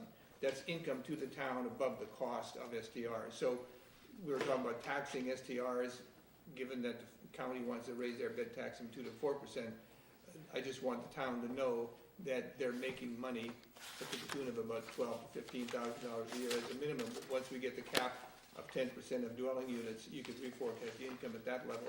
It'd probably be $20,000 to $25,000 a year from the sector, not to mention the jobs and the income generated in the community. So sales tax and everything. Multiplier. So it's going to be, just saying it's a good thing. Yeah, thanks for doing this work.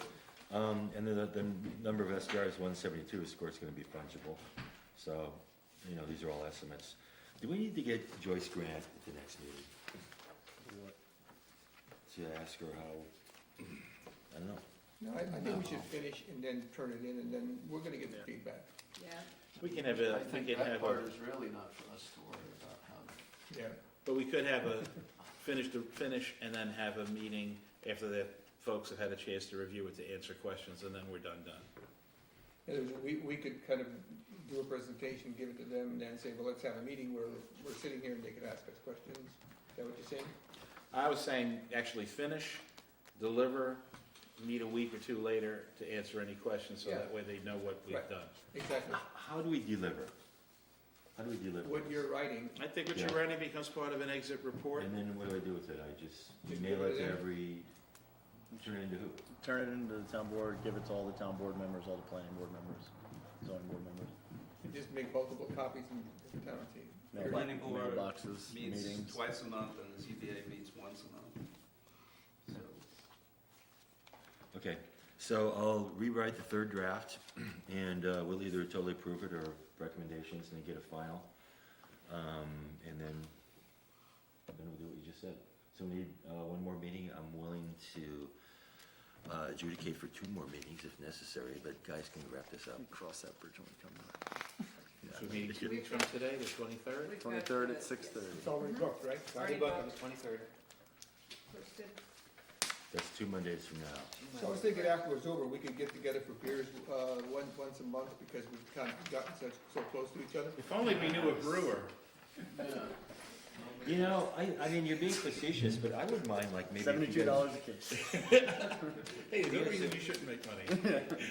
Would you guys want to get together for a celebratory dinner at the Yeah. Phoenician or something like that? Sit down Absolutely. and Make hash a over? reservation for 2022.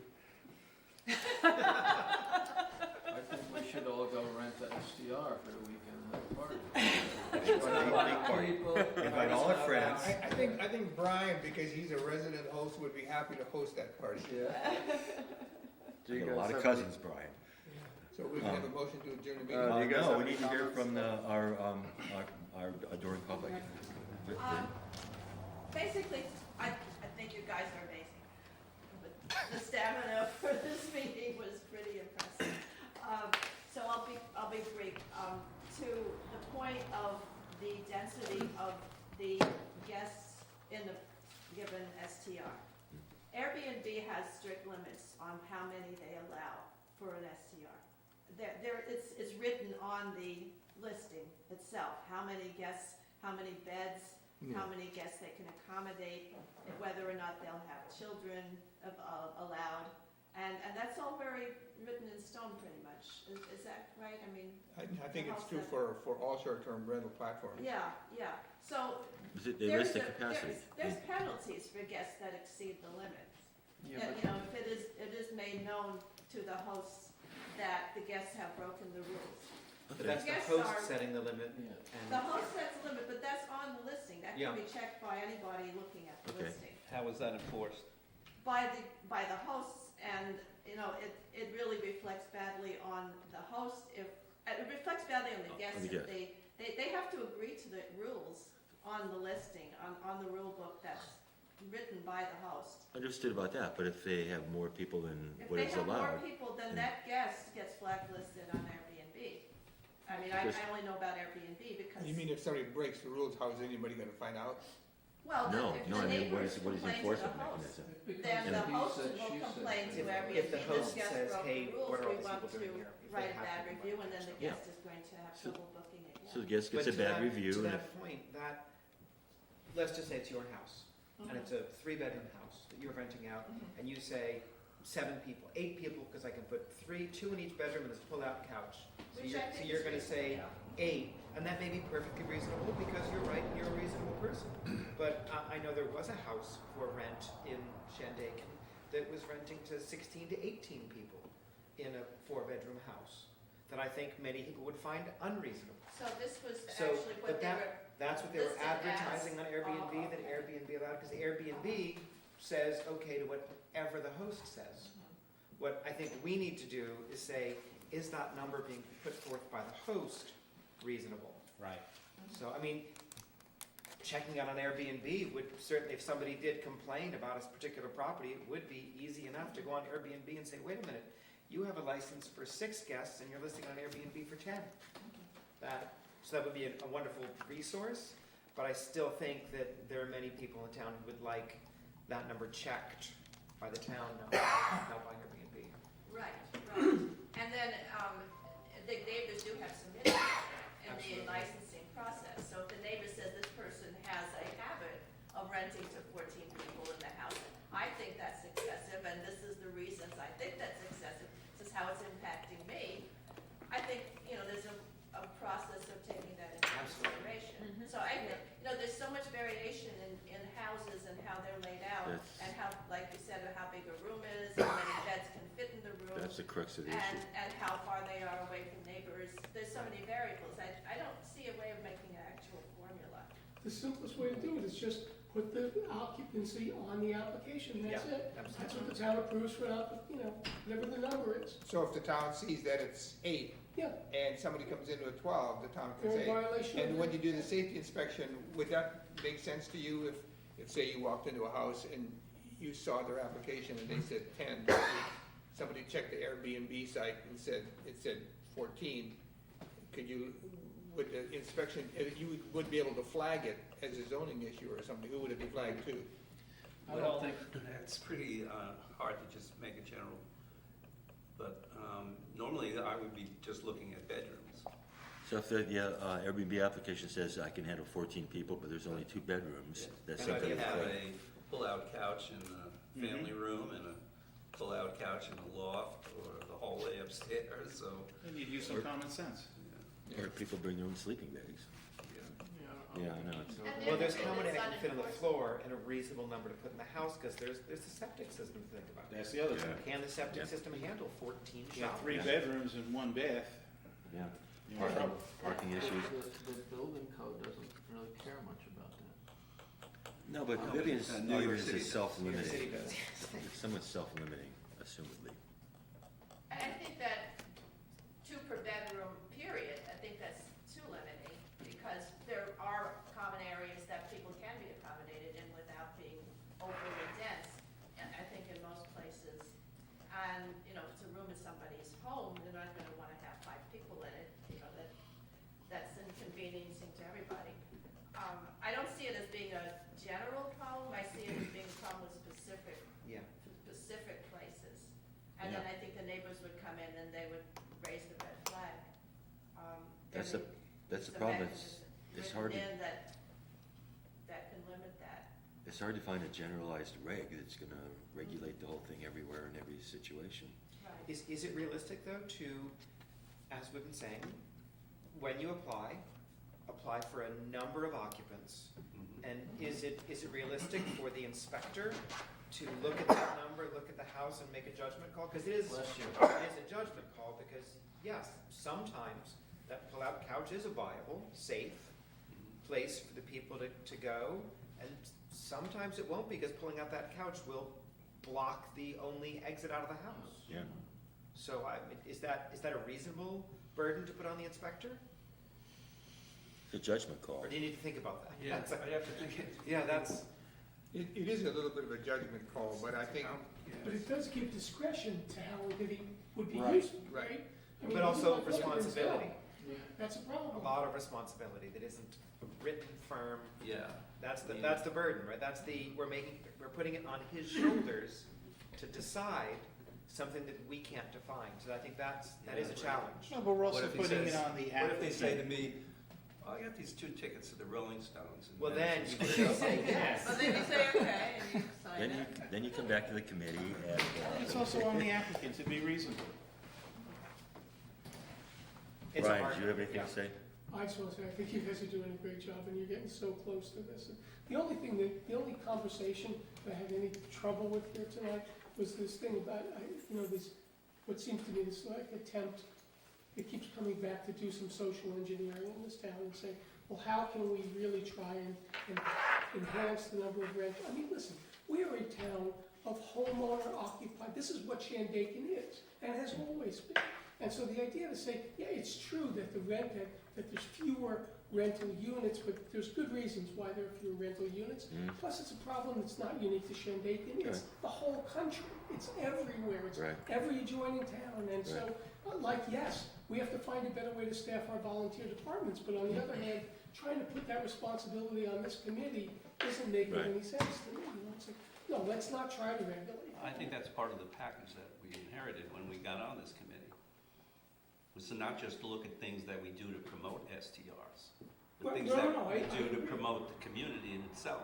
I agree, it is. But I'm just Yeah. saying that particular angle, that's like, oh, well, how can we use the regulation of this SDR issue in order to enhance the number of long-term rental units in the town? That is something that's not the proper role of town government. I don't see it that way. I totally disagree, totally disagree. I We're disagree. providing livable, affordable housing. If you don't have that, you don't have a town. So, but anyway, whether we agree about that issue or not, we need more affordable housing. Where are these people who are the wait staff? You and the raised a fees? real issue, yeah. We're gonna need new housing, we're gonna need, housing, we're gonna need to work with RUPCO, we're gonna need to find, now that, Yeah, we can't generate that from this Right, committee, it's a understood. We said larger- early on, we can't do social engineering, we're not that smart, we're not a legislative body, we're just giving recommendations. Right. So, but I think this is a germane issue with this whole short-term rental thing, it's come up again and again and again. How do we provide long-term, affordable housing for the people who want to live here? I That's think what it's a town issue, but it's not the STR community. But it's a consequence of the STRs. No, it's not. Not necessarily. Mhm. This problem is all That- around the That's been country. debated a lot of people say that, but I think there's no proof. I mean, you make, say there's no proof. Yeah. there's examples on both sides, on both sides of the issue. There are many influences on that issue. I'll make a motion to adjourn the meeting. Anybody else have anything else to say? Oh, All sorry. in favor? So adjourned, 9:30 on the dot, Ms. Secretary. That's because that clock was changed. Everything I've read recently